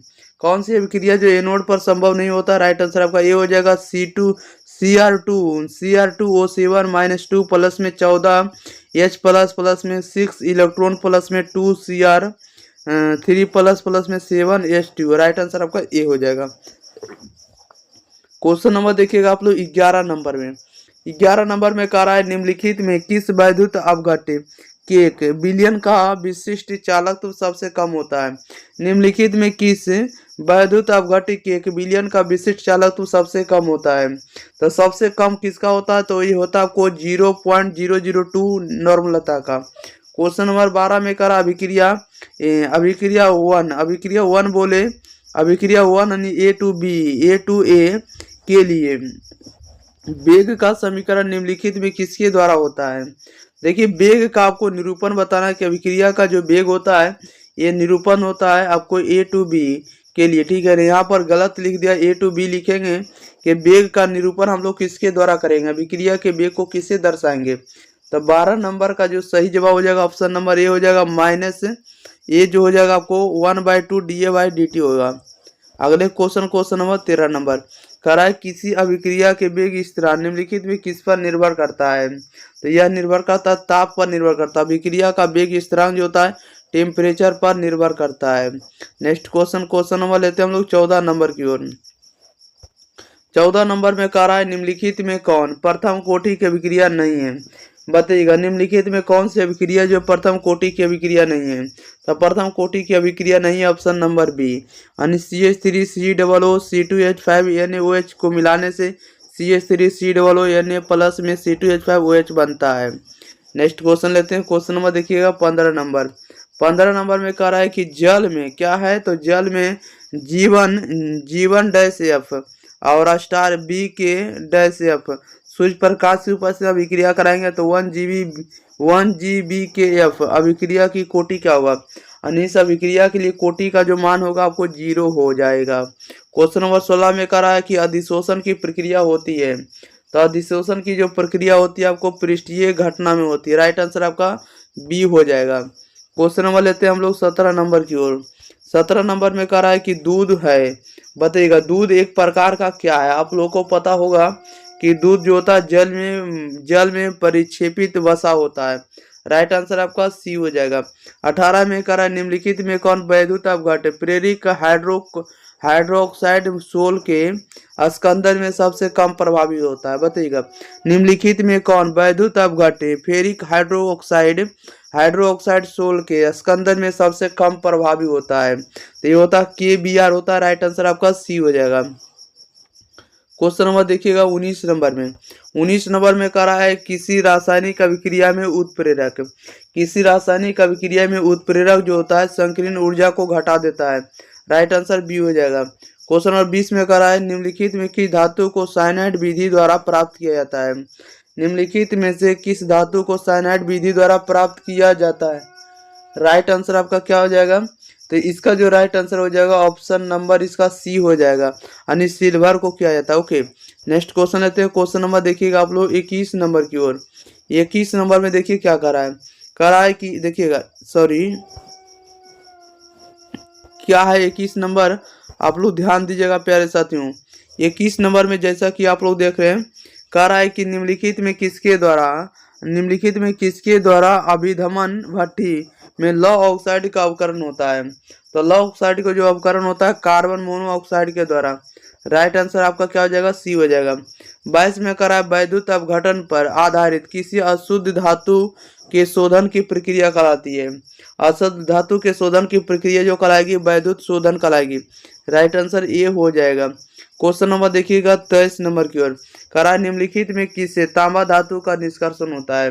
तांबा धातु का निष्कर्षण होता है FeUFeS2 के द्वारा, यानी CuFeS2 के द्वारा। 24 में करा निम्नलिखित में कौन हाइड्रोजन बंधन नहीं बनाता है। हाइड्रोजन नहीं बंधन बनाता है आपको, HCl नहीं बनाता है। क्वेश्चन नंबर 25 करा उत्कृष्ट गैसों के बाह्यतम सेल का इलेक्ट्रॉनिक विन्यास क्या होता है। उत्कृष्ट गैसों के बाह्यतम सेल का इलेक्ट्रॉनिक विन्यास का मान क्या होता है, NH2NP6 होता है। राइट आंसर बी हो जाएगा। क्वेश्चन नंबर 26 में करा है निम्नलिखित में कौन सबसे प्रबल ऑक्सीकारक है। निम्नलिखित में सबसे प्रबल ऑक्सीकारक कौन होता है, तो ये होता है आपको F2 होता है। क्वेश्चन नंबर 27 कह रहा है कि R7 में सल्फर की ऑक्सीकरण संख्या है। R7 में सल्फर की ऑक्सीकरण संख्या क्या होता है, तो सल्फर की ऑक्सीकरण संख्या का मान आपको 0 होता है। क्वेश्चन नंबर 28 में कह रहा है निम्नलिखित युग्मों में संक्रमण तत्व है। निम्नलिखित युग्मों में संक्रमण तत्व कौन होगा, तो Cu तथा Fe होता है। राइट आंसर आपका डी हो जाएगा। 29 में कह रहा है कि निम्नलिखित में कौन आयन प्रतिचुंबकीय है। निम्नलिखित में कौन आयन प्रतिचुंबकीय है, तो प्रतिचुंबकीय जो होगा स्कैंडियम 3+ होगा। राइट आंसर आपका सी हो जाएगा। क्वेश्चन नंबर 30 नंबर में कह रहा है कि वेनेडियम (12) का इलेक्ट्रॉनिक विन्यास क्या होता है। वेनेडियम (12) का इलेक्ट्रॉनिक विन्यास क्या होगा, इसका इलेक्ट्रॉनिक विन्यास होगा आपको 1s2 2s2 2p6 और 3s2 3p6 4s2 3d3। Right answer आपका बी हो जाएगा। 31 में कह रहा निम्नलिखित में कौन जो है लैंथेनाइड तत्व है। लैंथेनाइड तत्व कौन होगा, तो लैंथेनाइड तत्व आपको ऑप्शन नंबर क्या हो जाएगा, तो आपको ए हो जाएगा। क्या हो जाएगा, ए हो जाएगा, आयन हो जाएगा। क्वेश्चन नंबर देखिएगा आप लोग 32 कह रहा है कि JlMn3 में Lm की ऑक्सीकरण अवस्था है। Lm की ऑक्सीकरण अवस्था का मान क्या होगा, तो आपको इसका +7 होगा। क्वेश्चन नंबर 33 में कह रहा है कि देखिएगा MHBN3 में प्रसंकरण का मान क्या होगा, तो इसमें प्रसंकरण का मान sp3 हो जाएगा। राइट आंसर आपका सी हो जाएगा। नेक्स्ट क्वेश्चन ले लेते हैं। क्वेश्चन नंबर देखिएगा आप लोग सीधे अगले क्वेश्चन कितना नंबर है आप लोग के बीच, 34 नंबर में। 34 नंबर में कह रहा है कि BQ डैश BN B1 और N3 में BQ की समन्वय संख्या का मान क्या होगा, तो BQ में समन्वय संख्या का मान 6 होगा। क्वेश्चन नंबर 35 में कह रहा है CONH3 का होल 5BrSO3 में ZBN Mg2 और इसके बाद आपको RN बटा में एक्वस आपस में किस प्रकार संबंधित होगा, यह किस प्रकार से संबंधित होता है, तो आयनन समावयव से संबंधित होगा। राइट आंसर आपका ए हो जाएगा। 36 में कह रहा है क्लोरोफॉर्म एक प्रकार का क्या है, तो प्राइमरी हैलाइड है। राइट आंसर ए हो जाएगा। क्वेश्चन नंबर 37 नंबर की ओर।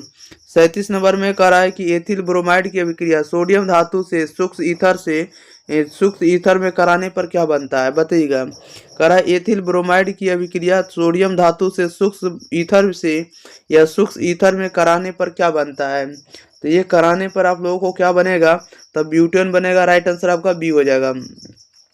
38 में कह रहा है निम्नलिखित में कौन एलिल हैलाइड है, बताइएगा। निम्नलिखित में कौन है जो एलिल हैलाइड है, तो राइट आंसर आपका ए हो जाएगा। CH2 डबल बॉन्ड CH और सिंगल बॉन्ड Cl होगा। राइट आंसर आपका ए हो जाएगा।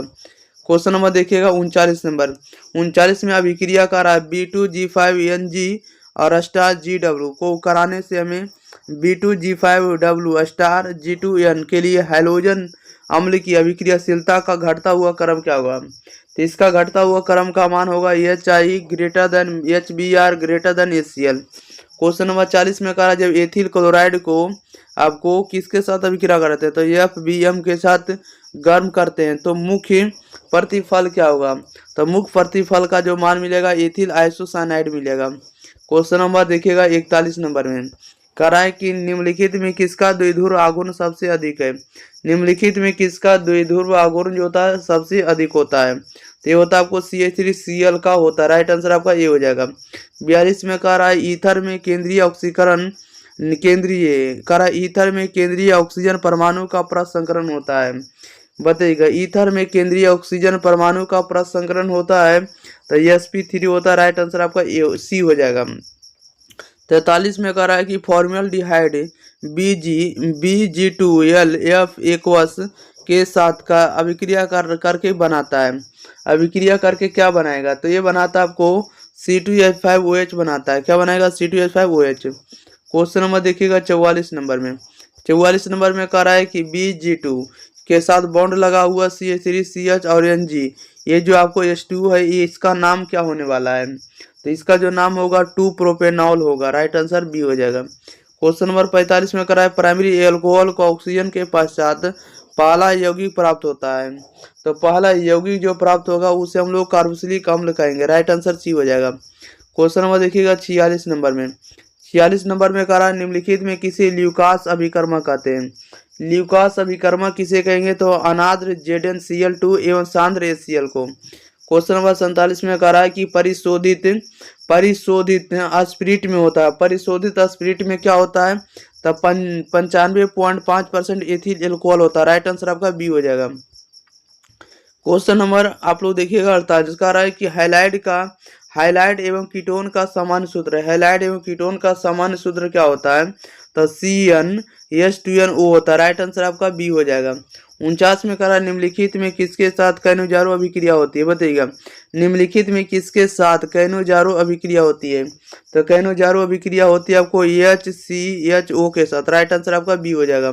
50 में कह रहा है कि BG3BGN का H2O का नाम क्या होगा? यहाँ पर स्टार आपको @ जो है इसके जगह पर आपको नाम बताना कि नाम क्या होगा।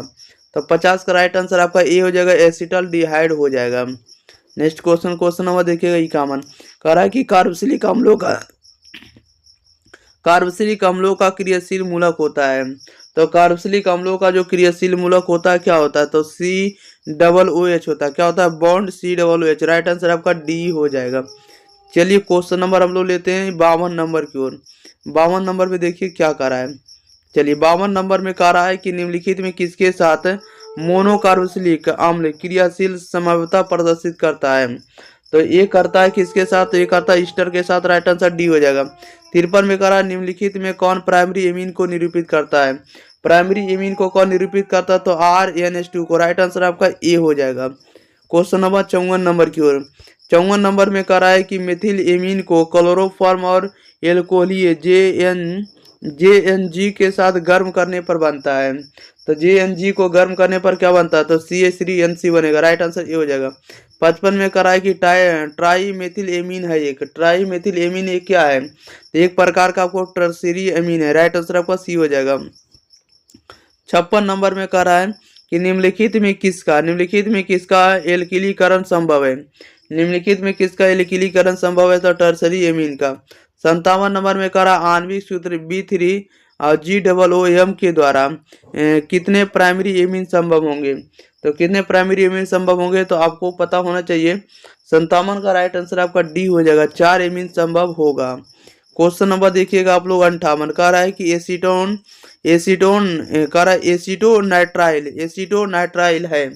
एसीटोनाइट्राइल है। ये क्या है? तो एक प्रकार का आपको इथेन नाइट्राइल है। क्या है? Ethane nitrile. राइट आंसर आपका B हो जाएगा। क्वेश्चन नंबर 59 नंबर में कह रहा है कि निम्नलिखित में कौन मोनोसैकराइड है?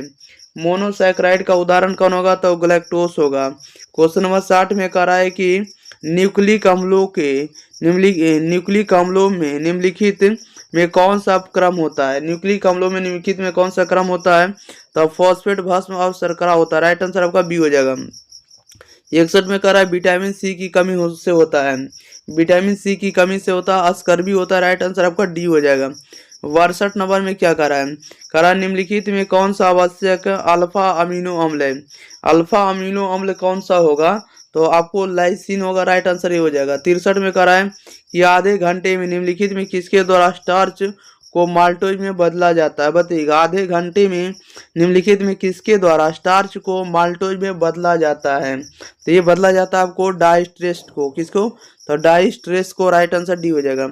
64 में कह रहा है कि प्राकृतिक रबर कौन है? बताइएगा। निम्नलिखित में प्राकृतिक रबर कौन होगा? तो आइसोप्रीन आपको प्राकृतिक रबर है। राइट आंसर ए हो जाएगा। क्वेश्चन नंबर देखिएगा 65 नंबर में। 65 नंबर में देखिए क्या कह रहा है कि कैप्रोलैक्टम निम्नलिखित में किसका मोनोमर है? बताइएगा। कैप्रोलैक्टम जो है निम्नलिखित में किसका मोनोमर है? तो ये आपको नाइलॉन 6 का। राइट आंसर ये हो जाएगा। 66 में कह रहा है निम्नलिखित में डायक्रोन किसका उदाहरण है? बताइएगा। निम्नलिखित में डायक्रोन जो है ये किसका उदाहरण होगा? तो ये पॉलिस्टर का है। राइट आंसर आपका डी हो जाएगा। 67 नंबर में कह रहा है कि क्लोरामीन टी जो है एक प्रकार का क्या है? तो ये प्रकार के एंटीसेप्टिक है। राइट आंसर आपका डी हो जाएगा। क्वेश्चन नंबर देखिएगा 68 नंबर। कह रहा है पेनिसिलिन का सबसे पहले आविष्कार किसने किया था? बताइएगा। पेनिसिलिन का जो है सबसे पहले आविष्कार किसने किया था? तो आपको एम फ्लेमिंग ने किया था। राइट आंसर ये हो जाएगा। 69 में कह रहा है फिनॉल का उपयोग निम्नलिखित में किसके रूप में होता है? फिनॉल का उपयोग निम्नलिखित में किसके रूप में होता है? तो ये होता है किसके रूप में? तो ये होगा आपको डिसइंफिस्टेंट के साथ। राइट आंसर आपका सी हो जाएगा। डिसइंफिस्टेंट के साथ। 70 में कह रहा है कि मार्फिन है एक। तो मार्फिन एक प्रकार का क्या है? तो एनाल्जेसिक है। क्या है मार्फिन? तो मार्फिन एक प्रकार का एनाल्जेसिक है। राइट आंसर आपका बी हो जाएगा। एक नंबर में कह रहा है निम्नलिखित में अक्रिस्टलीय ठोस कौन है? निम्नलिखित में अक्रिस्टलीय ठोस कौन है? तो अक्रिस्टलीय ठोस का उदाहरण आपको प्लास्टिक है। राइट आंसर आपका डी हो जाएगा। 2 में कह रहा है कि पिंड केंद्रित घनाकार इकाई सेल में परमाणु की संख्या होती है। पिंड केंद्रित घनाकार इकाई सेल में परमाणु की संख्या होती है तो 2 होती है। राइट आंसर ए हो जाएगा। 3 नंबर में कह रहा है घनाकार क्रिस्टल में ब्रेविस जालकों की संख्या होती है। घनाकार क्रिस्टल में ब्रेविस जालकों की संख्या होती है तो कितनी होती है? 3 होती है। राइट आंसर बी हो जाएगा। क्वेश्चन नंबर 4 में कह रहा है निम्नलिखित में किस दोष के कारण क्रिस्टल के घनत्व में कमी आती है? किस दोष में क्रिस्टल के घनत्व में कमी आती है? तो यह आती है आपको शॉर्टकी दोष में। राइट आंसर आपका बी हो जाएगा। क्वेश्चन नंबर देखिएगा आप लोग 5 नंबर में। 5 नंबर में देखिए क्या कर रहा है, इसको मोलारता कर दिएगा। मोलारता को व्यक्त किया जाता है तो मोलारता को व्यक्त किया जाता है आपको मोल प्रति लीटर में। राइट आंसर आपका ए हो जाएगा। मोलारता को किस में व्यक्त करते हैं? मोल प्रति लीटर में। 6 नंबर में कह रहा है यदि विलाय के 1000 ग्राम में ग्लूकोज का 18 ग्राम उपस्थित है तो घोल को कहा जाएगा या घोल को कहा जाता है? तो घोल को कहा जाएगा आपको 0.1 मोलर कहा जाएगा। राइट आंसर आपका बी हो जाएगा। क्वेश्चन नंबर 7 में कह रहा है किसी तनु घोल का अनुसंख्य गुणधर्म निर्भर करता है। किसी तनु घोल का अनुसंख्य गुणधर्म निर्भर करता है तो यह करता है विलेय के कणों की संख्या पर। राइट आंसर आपका सी हो जाएगा। क्वेश्चन नंबर देखिएगा 8 नंबर की ओर। 8 नंबर में देखिए क्या कह रहा है। 8 में कह रहा है किसी बिलियन के प्रसरण दाब को किस संबंध से व्यक्त किया जाता है? बताइएगा। किसी बिलियन के प्रसरण दाब को किस संबंध से व्यक्त किया जाता है? तो यह व्यक्त किया जाता है आपको पाई बटा सी बराबर आर टी होता है। पाई बराबर क्या? पाई बटा सी बराबर आर टी से सूचित किया जाता है। 9 नंबर में कह रहा है कि विद्युत धारा की वह मात्रा जो CuSO4 के घोल से 1 मोल कॉपर को मुक्त करती है। बताइएगा राइट आंसर क्या हो जाएगा? विद्युत धारा की वह मात्रा जो CuSO4 के घोल से 1 मोल कॉपर को मुक्त करती है तो मुक्त करते आपको 1 फैराडे। राइट आंसर आपका ए हो जाएगा। 10 नंबर में कह रहा है फैराडे के विद्युत विच्छेदन के प्रथम नियम को व्यक्त करने के लिए निम्नलिखित में कौन सही समीकरण है? कौन सा सही समीकरण है? तो राइट आंसर आपका बी हो जाएगा। एम बराबर में होता है जेड इंटू सी इंटू टी होता है। राइट आंसर आपका बी हो जाएगा। नेक्स्ट क्वेश्चन लेते हैं। क्वेश्चन नंबर देखिएगा आप लोग 11 नंबर की ओर। चलिए 11 नंबर देखिए क्या कर रहा है आप लोगों के बीच है। कह रहा है किसी भी विलयन की सांद्रता घटने के साथ निम्नलिखित में क्या परिवर्तन होता है? बताइएगा। किसी भी विलयन की सांद्रता घटने के साथ निम्नलिखित में क्या परिवर्तन होता है? तो परिवर्तन होता है, मोलर चालकता बढ़ती है। राइट आंसर आपका ए हो जाएगा। 12 में कह रहा है निम्नलिखित में कौन प्राथमिक सेल नहीं है? निम्नलिखित में प्राथमिक सेल कौन नहीं है? तो राइट आंसर आपका बी हो जाएगा, लेड संचायक बैटरी। राइट आंसर डी हो जाएगा। क्वेश्चन नंबर 13 में कह रहा है निम्नलिखित में कौन कारक अभिक्रिया दर को प्रभावित करता है? बताइएगा, निम्नलिखित में कौन सा कारक है जो अभिक्रिया दर को प्रभावित करता है? तो ये प्रभावित करता है तापमान, करता है दाब, करता है सांद्रण, सभी करता है। राइट आंसर आपका डी होगा, इनमें से सभी। 14 में करा शून्य कोटि अभिक्रिया के लिए वेग स्थिरांक की इकाई होगी। शून्य कोटि अभिक्रिया के लिए वेग स्थिरांक की इकाई क्या होती है? तो मोल प्रति लीटर प्रति सेकेंड होता है। राइट आंसर आपका ए हो जाएगा। क्वेश्चन नंबर 15 में करा है यदि कोई प्रथम कोटि की अभिक्रिया 32 मिनट में 75% पूरी हो जाती है तो इसके 50% पूरा होने में समय लगेगा। 50 मिनट पूरा होने में कितना समय लगेगा? तो 24 मिनट लगेगा। राइट आंसर आपका बी हो जाएगा। क्वेश्चन नंबर 16 करा यदि किसी अभिक्रिया का वेग निम्नांकित प्रकार से व्यक्त होता है, यानी वेग बराबर होता है k इंटू ए स्क्वायर बी, तो इस अभिक्रिया की कोटि का मान क्या होगा? इस अभिक्रिया की कोटि का मान 3 होगा। राइट आंसर आपका कितना हो जाएगा? बी हो जाएगा। यहाँ पर 2 पावर, यहाँ पर 1 पावर जोड़ देंगे 3 पावर। 17 में कह रहा है भौतिक अधिशोषण के लिए अधिशोषण की ऊष्मा क्या होती है? भौतिक अधिशोषण के लिए अधिशोषण की ऊष्मा क्या होती है? तब 20 से 40 किलो जूल प्रति मोल होता है। राइट आंसर आपका ए हो जाएगा। क्वेश्चन नंबर 17 नंबर में कह रहा है कि जो पदार्थ क्या कह रहा है? 17 नंबर में आप लोग देखिएगा भाई, 17 नंबर आप 17 नंबर आपको हो गया, 18 नंबर में ना। चलिए 18 नंबर में कह रहा है कि जो पदार्थ जल का पृष्ठ तनाव कम कर देता है क्या कहलाता है? बताइएगा, जो पदार्थ जल का पृष्ठ तनाव कम कर देता है उसे हम लोग क्या कहेंगे? तो उसे हम लोग कहेंगे पृष्ठ सक्रिय कारक कहेंगे। राइट आंसर डी हो जाएगा। 19 में करा निम्नलिखित में कौन जल में कोलाइडी विलयन का निर्माण करता है? निम्नलिखित में कौन जल में कोलाइडी विलयन का निर्माण करता है? तो ये करता है स्टार्च करता है। राइट आंसर आपका सी हो जाएगा। 20 नंबर में करा निम्नलिखित में कौन पायसी कारक है? पायसी कारक कौन होगा? तो साबुन होगा। राइट आंसर आपका ए हो जाएगा। क्वेश्चन नंबर 21 नंबर में कह रहा है कि काला माइन निम्नलिखित में किस धातु का अयस्क है? बताइएगा, कह रहा है कि काला माइन जो होता है निम्नलिखित में किस धातु का अयस्क होता है? तो यह होता है आपको एल्युमिनियम का होता है। राइट आंसर आपका ए हो जाएगा। 22 में कह रहा है कि मॉन्ड प्रक्रम के द्वारा निम्नलिखित में किस धातु का शुद्धिकरण किया जाता है? बताइएगा, मॉन्ड प्रक्रम के द्वारा या मॉन्ड विधि के द्वारा निम्नलिखित में किस धातु का शुद्धिकरण किया जाता है? तो यह किया जाता है निकेल धातु का शुद्धिकरण किया जाता है। नेक्स्ट क्वेश्चन लेते हैं। क्वेश्चन नंबर देखिएगा 23 नंबर की ओर।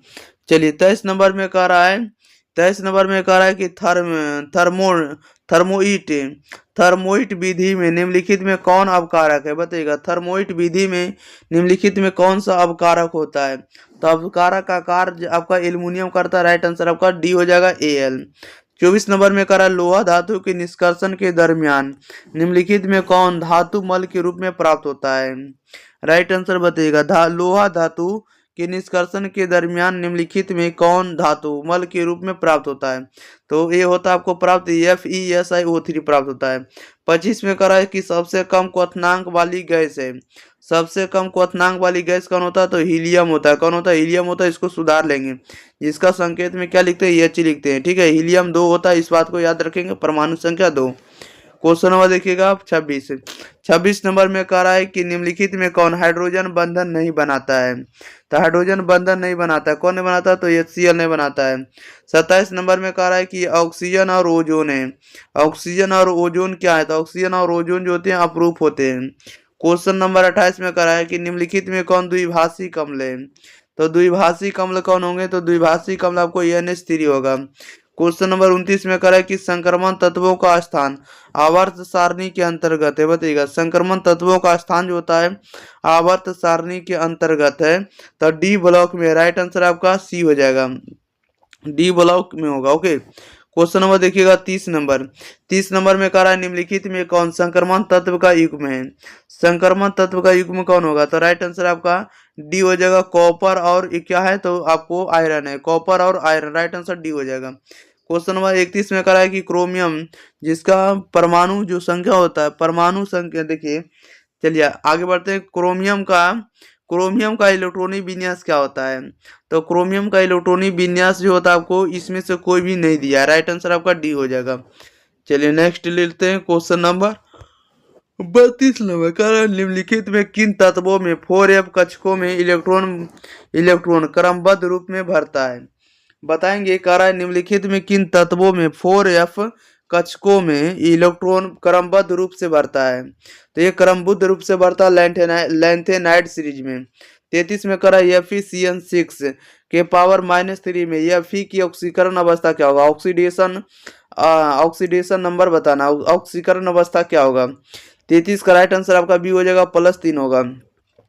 34 नंबर में कह रहा है CuNH3 का होल 4 के +2 का प्रसरण क्या होगा? तो इसका जो प्रसरण होगा आपको sp3 होगा, राइट आंसर ई हो जाएगा। क्वेश्चन नंबर देखिए 35 में कह रहा है कि विटामिन B12 में निम्नलिखित में कौन उपस्थित रहता है?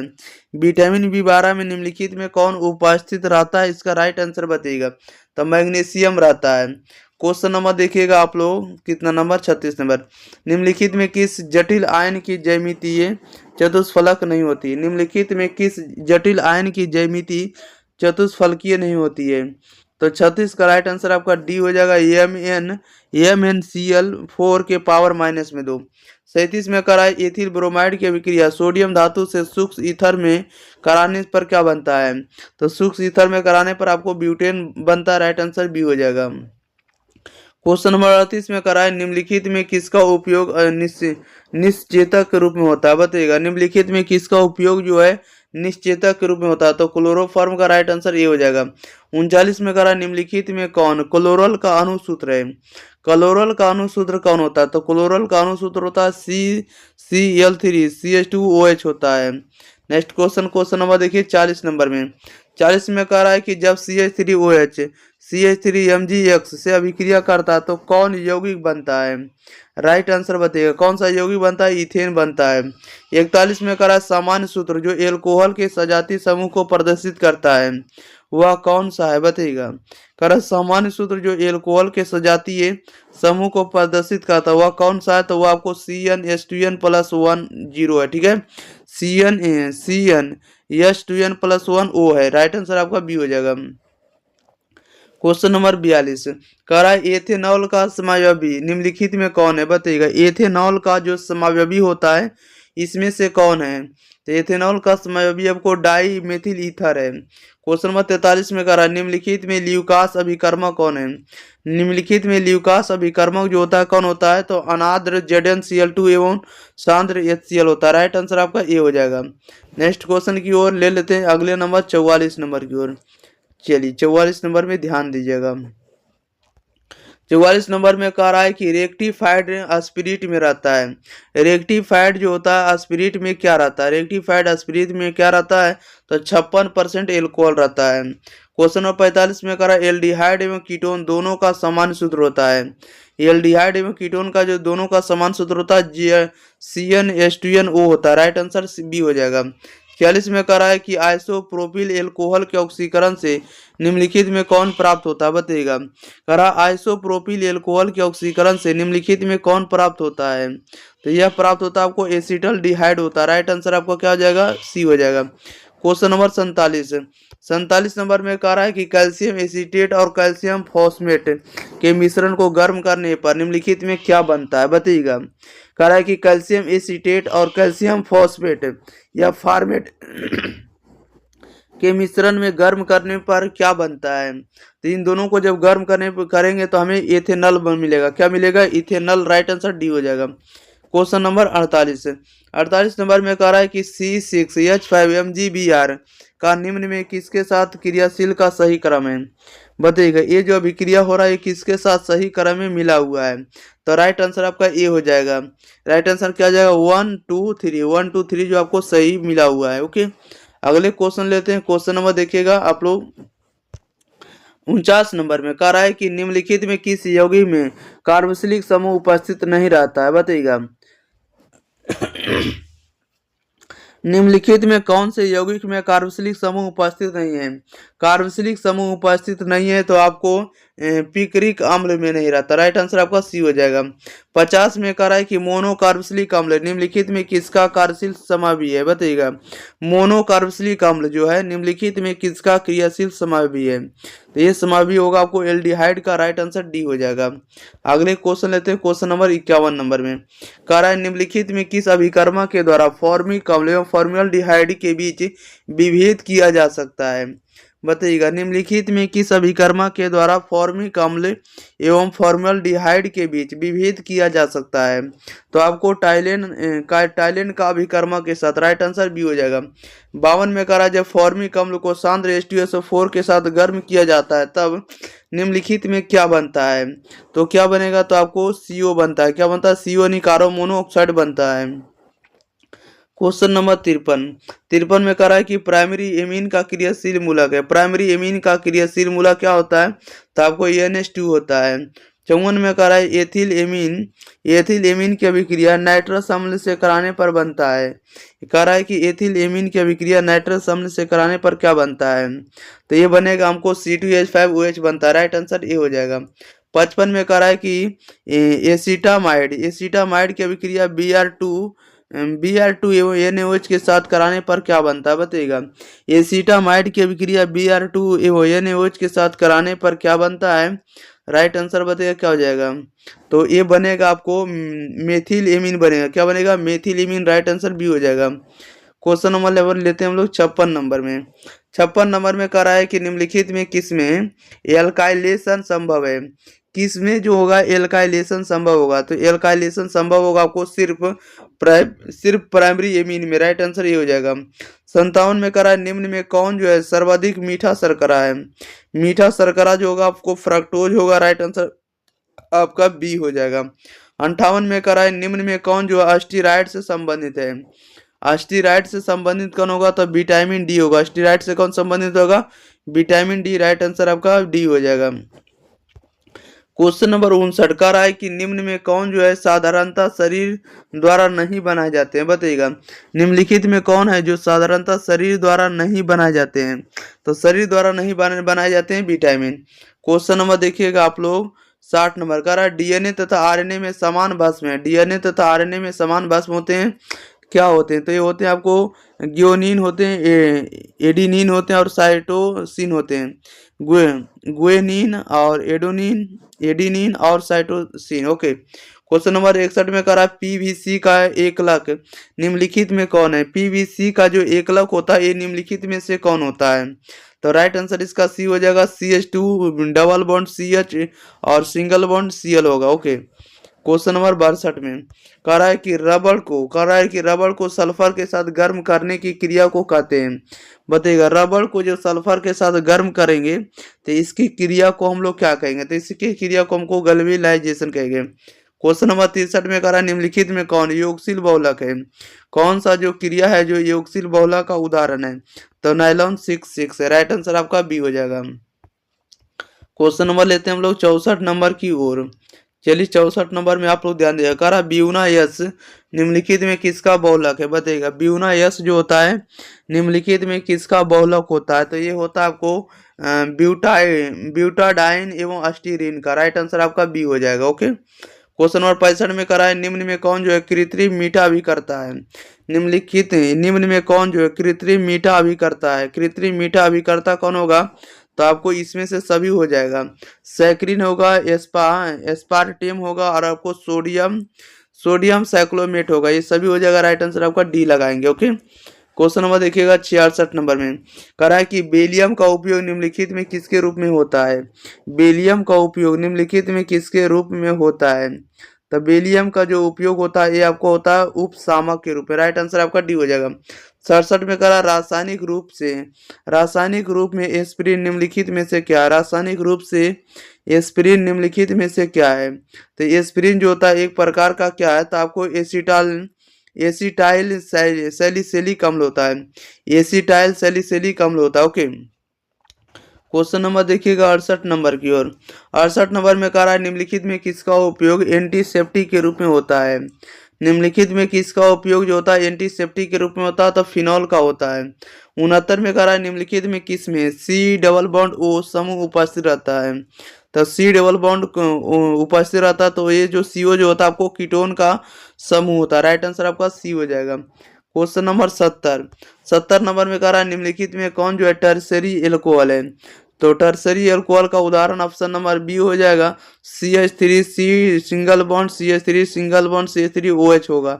राइट आंसर आपका क्या हो जाएगा, तो आपका बी हो जाएगा। ओके, कह रहा है कि ग्रेफाइट जो है किस प्रकार का क्रिस्टल है। ग्रेफाइट जो है किस प्रकार का क्रिस्टल है, तो ग्रेफाइट जो होता है आपको सहसंयोजक क्रिस्टल होता है। राइट आंसर आपका बी हो जाएगा। 2 में कह रहा है कि पिंड केंद्रित घनाकार इकाई सेल में परमाणु की संख्या होती है। पिंड केंद्रित घनाकार इकाई सेल में परमाणु की संख्या होती है, तो 2 होती है। अगले नंबर में कह रहा है कि विलयन के अनुसंग गुणधर्म का उदाहरण है। विलयन के अनुसंग गुणधर्म का उदाहरण होता है, तो ये होता है आपको क्वथनांक का उन्नयन होता है। राइट आंसर आपका सी हो जाएगा। क्वेश्चन नंबर 4 में कह रहा है निम्नलिखित में कौन सा पदार्थ सबसे अधिक हिमांक अवनमन उत्पन्न करता है। बताइएगा निम्नलिखित में से कौन सा जो पदार्थ है जो सबसे अधिक हिमांक अवनमन उत्पन्न करता है, तो ये कौन सा करेगा, तो यह करेगा आपको K2SO4 करेगा। राइट आंसर आपका ए हो जाएगा। नेक्स्ट क्वेश्चन लेते हैं। क्वेश्चन नंबर देखिएगा आप लोग 5 नंबर की ओर। चलिए 5 नंबर में कह रहा है कि द्रवित NaCl के वैद्युत अपघटन के कैथोड पर मुक्त होता है। द्रवित NaCl के वैद्युत अपघटन के कैथोड पर मुक्त होता है। ये क्या मुक्त होगा, तो ये होता है आपको सोडियम मुक्त होता है। 6 नंबर में कह रहा है कि एक इलेक्ट्रोड का मानक ऑक्सीकरण विभव प्लस 0.076 वोल्ट है, तो इसका मानक अवकरण विभव क्या होगा, तो इसका मानक अवकरण विभव होगा माइनस में 0.76 वोल्ट होगा। ओके, याद रखिएगा, सी राइट आंसर हो जाएगा, सिर्फ माइनस लग जाएगा। क्वेश्चन नंबर 7 में कह रहा है कि चीनी के प्रतिलोपन को ग्लूकोज एवं फ्रक्टोज बनने की क्रिया को निम्न प्रकार से दर्शाया जाता है। यानी C12H11 को अगर H2O के साथ मिलाएंगे, अगर हाइड्रोजनीकरण करेंगे तो सी छो बनेगा, H2 बनेगा, O6 बनेगा, और C12H12O6।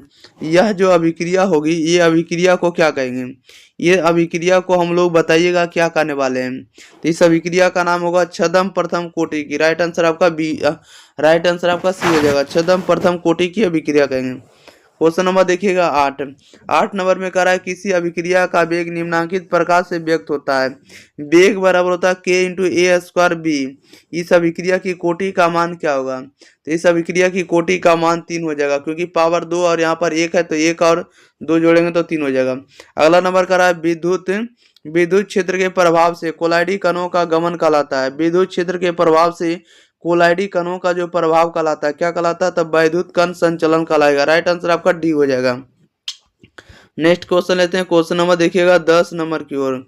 10 नंबर में देखिए क्या कह रहा है, कह रहा है कि वह प्राकृतिक पदार्थ जिससे धातु का निष्कर्षण फायदेमंद है या होता है, क्या कहलाता है, बताइएगा। कह रहा है कि वह प्राकृतिक पदार्थ जिससे धातु का निष्कर्षण फायदेमंद होता है, क्या कहलाता है, तो उसे हम लोग कहेंगे आयस्क कहेंगे। 11 में कह रहा है साइनाइड विधि द्वारा प्राप्त धातु है। साइनाइड विधि द्वारा धातु प्राप्त होगा, वो सिल्वर होगा। राइट आंसर आपका सी हो जाएगा। 12 में कह रहा है कि निम्नलिखित में कौन जो है हाइड्रोजन बंधन नहीं बनाता है, तो हाइड्रोजन बंधन नहीं बनाता, तो HCl नहीं बनाता है, हाइड्रोक्लोरिक अम्ल नहीं बनाएगा। क्वेश्चन नंबर 13 कह रहा है कि S8 में सल्फर की ऑक्सीकरण संख्या, S8 में सल्फर की ऑक्सीकरण संख्या का मान क्या होगा, तब +2 होगा। 14 में कह रहा है निम्नलिखित यौगिकों में सबसे सबल अम्ल कौन होगा। निम्नलिखित यौगिकों में सबसे सबल अम्ल का मान क्या होगा, तो आपको यह चाहिए होगा। राइट आंसर आपका डी हो जाएगा। 15 में कह रहा है कि गोताखोरी में शोषण हेतु यंत्रों में किन गैसों का मिश्रण प्रयुक्त होता है। किन गैसों का जो मिश्रण होता है प्रयुक्त होता है, तो हीलियम प्लस ऑक्सीजन प्लस में नाइट्रोजन होता है। राइट आंसर आपका सी हो जाएगा। क्वेश्चन नंबर 16 नंबर में कह रहा है कि संक्रमण तत्वों का स्थान आवर्त सारणी के अंतर्गत होंगे, बताइएगा। संक्रमण तत्वों का जो स्थान है आवर्त सारणी के अंतर्गत है, आवर्त सारणी के किसमें रहेंगे, तो आवर्त सारणी के डी ब्लॉक में संक्रमण तत्व है।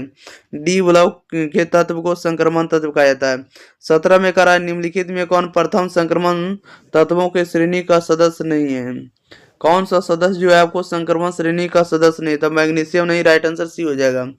नेक्स्ट क्वेश्चन नंबर 18 नंबर में कह रहा है कि लैंथेनाइट संकुचन किस तथ्य के लिए उत्तरदायी होता है। लैंथेनाइट संकुचन जो है किस तथ्य के लिए उत्तरदायी होता है, तो यह होता है आपको ZR यानी जिरकोनियम तथा एच एफ यानी आप कह सकते हैं जेड आर तथा एच एफ की त्रिज्या लगभग समान है। ओके, राइट आंसर सी हो जाएगा।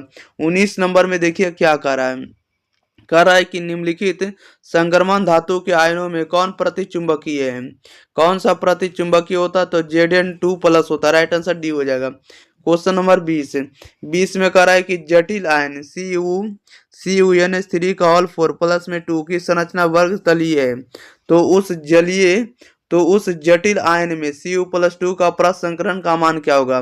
तो प्रसंकरण का मान होगा आपको DsP2 होगा।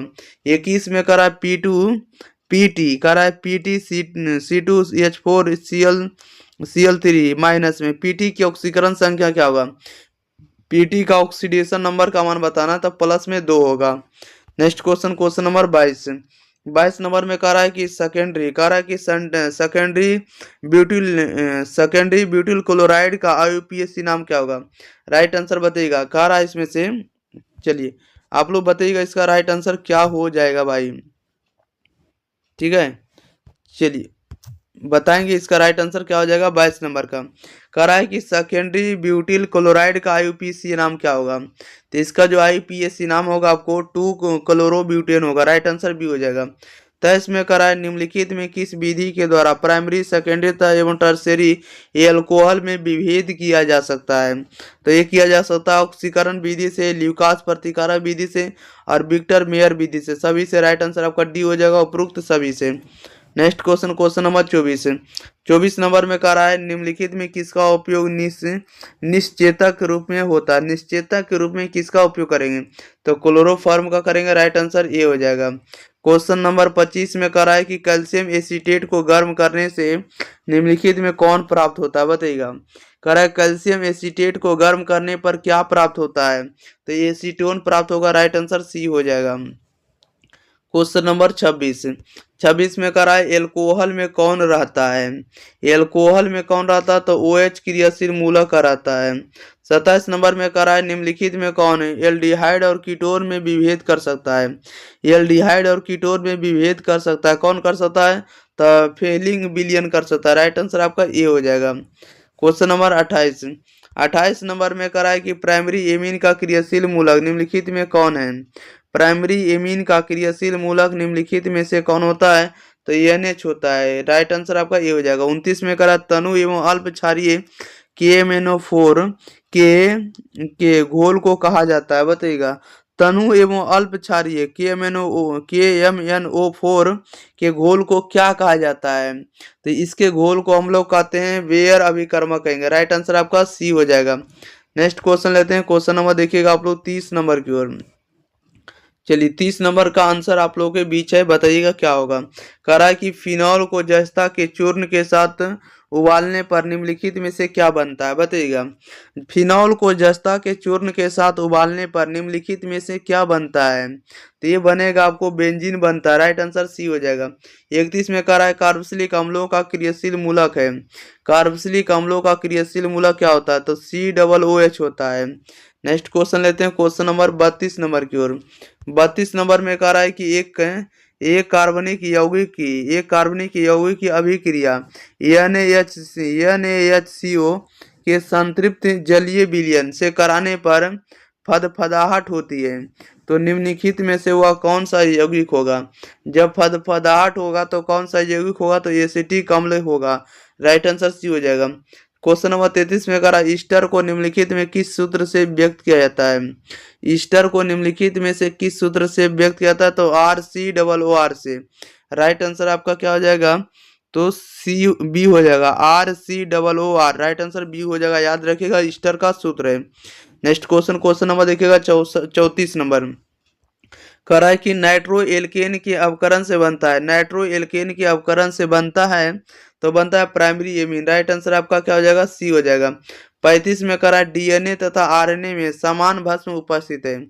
DNA तथा RNA में समान भस्म उपस्थित होंगे तो एक होंगे आपको ग्यूनिन, एडिनिन और साइटोसिन होंगे। राइट आंसर आपका बी हो जाएगा। ओके, क्वेश्चन नंबर देखिएगा 36 का रहा है निम्नलिखित में कौन जो है साधारणतः मानव द्वारा नहीं बनाए जाते हैं?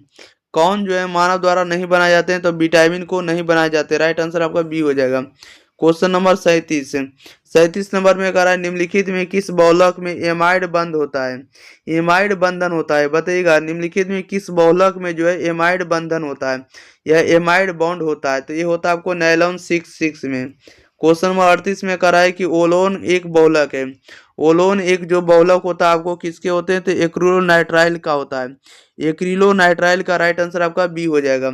39 में करा निम्नलिखित में कौन कृत्रिम मीठा अभिकर्ता है, कृत्रिम मीठा अभिकर्ता कौन है, कृत्रिम मीठा अभिकर्ता जो होता है आपको सैक्रिन होता है, आपको एस्पार्टेम होता है, सोडियम को कलाइसाइक्लेम सोडियम साइक्लोमेट होता है, ये सभी होगा, राइट आंसर आपका डी होगा इनमें से सभी। क्वेश्चन नंबर 40 में करा निम्नलिखित में कौन सी दवा जो बुखार कम करता है, बताइएगा बुखार को कम करने वाली दवा को हम लोग क्या कहते हैं, एंटीपायरेटिक कहते हैं, राइट आंसर आपका सी हो जाएगा। 41 में करा निम्नलिखित में कौन द्वितीयक सेल है, द्वितीयक सेल का उदाहरण कौन होगा, तो lead storage battery, right answer आपका बी हो जाएगा। क्वेश्चन नंबर देखिएगा 42 नंबर में कह रहा है कि अधिशोषण की प्रक्रिया होती है, तो अधिशोषण की जो प्रक्रिया होती है आपको पृष्ठीय घटना में, राइट आंसर बी हो जाएगा। 43 में कह रहा है कि निम्नलिखित में सबसे प्रबल अम्ल कौन है, बताइएगा निम्नलिखित में सबसे प्रबल अम्ल कौन होता है, राइट आंसर आपका क्या हो जाएगा, तो डी हो जाएगा, क्या हो जाएगा, डी हो जाएगा, Cl क्या हो जाएगा, तो Cl3CCOOH हो जाएगा, ऑप्शन नंबर डी होगा। क्वेश्चन नंबर 44 में करा निम्नलिखित में कौन है जो टर्सरी एमीन को दर्शा रहा है, तो टर्सरी एमीन को कौन दर्शाएगा, राइट आंसर बताइएगा, तो टर्सरी एमीन को दर्शा रहा है, राइट आंसर सी है, CH3 single bond CH3N single bond CH2 CH3, right answer option number इसका सी हो जाएगा। नेक्स्ट क्वेश्चन नंबर देखिएगा 45 नंबर में कह रहा है कि आरएनए में पाए जाने वाला फ्यूरिन भस्म है, आरएनए में जो पाए जाने वाला जो फ्यूरिन होता है ये कौन से भस्म होंगे, 45 का राइट आंसर आपका डी हो जाएगा, यूरेसिल होता है, क्या होता है, यूरेसिल या यूरासिल होता है। 46 में कह रहा है कि टेफ्लॉन या पॉलस्टाइरीन तथा नियोप्रीन सभी हैं, ये सभी क्या हैं, ये सभी जो होंगे कहने का मतलब हुआ कि टेफ्लॉन हो गया या पॉलस्टाइरीन हो गया या नियोप्रीन हो गया, ये सभी जो होगा आपको सहबौलक के उदाहरण है। क्वेश्चन नंबर 47 में करा दर्द निवारण की दवाइयाँ कहलाती है, दर्द निवारण की दवाइयाँ कहलाती है तो उसे हम लोग एनाल्जेसिक कहते हैं, दर्द निवारण की दवाइयाँ को क्या कहेंगे, तो एनाल्जेसिक, राइट आंसर बी हो जाएगा। क्वेश्चन नंबर 48 में करा है कि निम्न में किसमें फ्रेंकेल दोष होता है, तो फ्रेंकेल दोष किसमें होता है, तो ये होता है आपको सिल्वर ब्रोमाइड में होता है, राइट आंसर आपका डी हो जाएगा। ओके नेक्स्ट क्वेश्चन ले लेते हैं, क्वेश्चन नंबर देखिएगा आप लोग 49 नंबर की ओर, चलिए 49 नंबर आप लोगों के बीच है, कह रहा है कि वायुमंडलीय दाब पर निम्नलिखित में किसका क्वथनांक सबसे उच्च होता है, बताइएगा वायुमंडलीय दाब पर निम्नलिखित में किसका क्वथनांक उच्च होता है, तो ये उच्च क्वथनांक होता है 0.1 मोल BaCl2 का, राइट आंसर आपका सी हो जाएगा। 50 में कह रहा है सोडियम क्लोराइड के जलीय घोल का विद्युत अपघटन करने पर धनोद एवं ऋणोद पर प्राप्त प्रतिफल का मान क्या होगा, तो प्राप्त प्रतिफल का जो मान होगा O2 और H2 बनेगा। क्वेश्चन नंबर देखिएगा 51 नंबर कह रहा है कि जल में H2 प्लस में Cl2 को मिला देंगे, दोनों गैसीय अवस्था में गैस में, तो मिलाने पर हमें 2HCl बनेगा, इस अभिक्रिया की कोटि का मान क्या होगा, अभिक्रिया की कोटि का मान बताना, 51 का राइट आंसर आपका डी हो जाएगा, 0 कोटि होगा। ओके क्वेश्चन नंबर 52 में कह रहा है कि किसी गैस के ठोस सतह पर अधिशोषण की मात्रा निर्भर करती है, तो अधिशोषण की जो मात्रा है ये निर्भर करती है, किस पर निर्भर करती है, तो ये करती है गैस के ताप पर, गैस के दाब पर और गैस के प्रकृति पर, राइट आंसर आपका डी हो जाएगा उपरोक्त सभी पर। क्वेश्चन नंबर 53 नंबर में कह रहा है कि कच्चा लोहा में अशुद्धि के रूप में निम्नलिखित में कौन सा तत्व अत्यधिक मात्रा में उपस्थित रहता है, बताइएगा कह रहा है कच्चा लोहा में अशुद्धि के रूप में निम्नलिखित में कौन सा तत्व अत्यधिक मात्रा में उपस्थित रहता है, तो ये रहता है कार्बन, राइट आंसर सी हो जाएगा। 54 में कह रहा है कि निम्न में कौन ऑक्साइड उभयधर्मी है, निम्न में से कौन सा ऑक्साइड जो है उभयधर्मी है, तो ये होता है आपको ZnO होता है, क्या होता है, Zn होता है zinc oxide. Next question number देखिए 55 कह रहा है निम्नलिखित में सबसे प्रबल लिविस अम्ल कौन होगा, सबसे प्रबल लिविस अम्ल का जो उदाहरण होगा आपको Bi3 होगा, Bi3, राइट आंसर आपका क्या होगा, डी हो जाएगा। 56 में कह रहा है हीलियम का मुख्य स्रोत क्या है, हीलियम का मुख्य स्रोत बताइएगा, तो हीलियम का मुख्य स्रोत होगा आपको मोनाजाइट, राइट आंसर आपका सी हो जाएगा। 57 में कह रहा है निम्नलिखित में उपधातु कौन है। निम्नलिखित में उपधातु कौन होगा, तो उपधातु आपको Sb होगा। क्या होगा, Sb होगा। क्वेश्चन नंबर देखिएगा आप लोग 58, कह रहा है SO2 अणु में S परमाणु का प्रसंकरण क्या होगा। SO2 अणु में S परमाणु का प्रसंकरण का मान क्या होगा, तो प्रसंकरण का मान sp2 होगा। राइट आंसर बी हो जाएगा।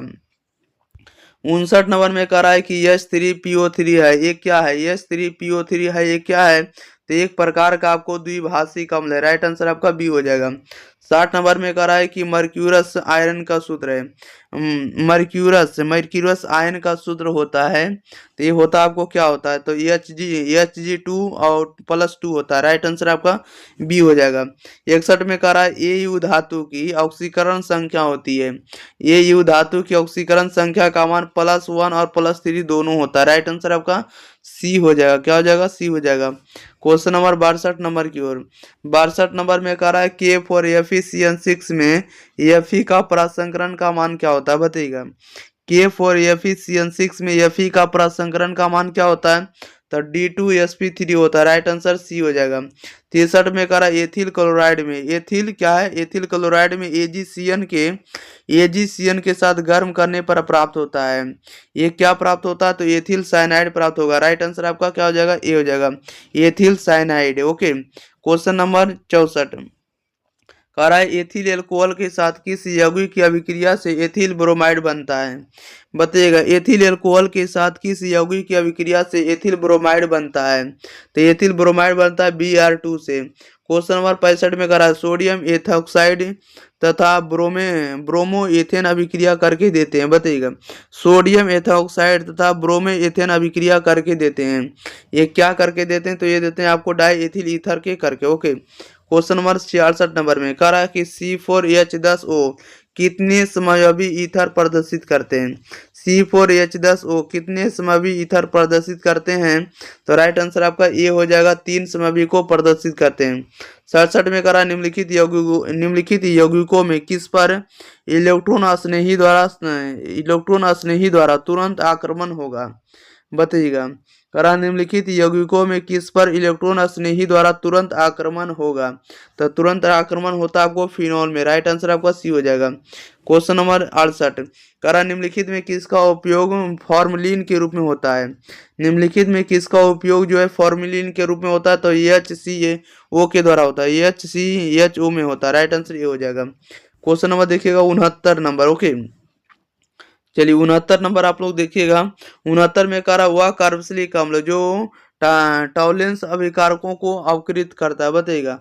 वह कार्बोक्सिलिक अम्ल जो टॉलेंस अभिकारक को अवकृत करता है, तो वो करने वाले आपको कौन है, तो आपको CH3CH2COOH, ऑप्शन नंबर ए हो जाएगा।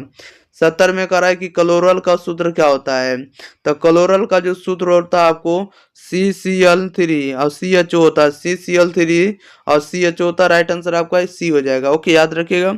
चलिए, तो इस वीडियो में जितने ऑब्जेक्टिव है सभी के सभी ऑब्जेक्टिव कंप्लीट कर दिए हैं। तब तक आप लोग वीडियो को शेयर करिए, अपने भाई बहन के पास सभी जगह पहुंचाइए, और स्टेटस वगैरह में आप लोग लिंक जरूर लगाइए, ठीक है। फेसबुक, व्हाट्सएप सभी जगह ग्रुप वगैरह में शेयर करते रहिए।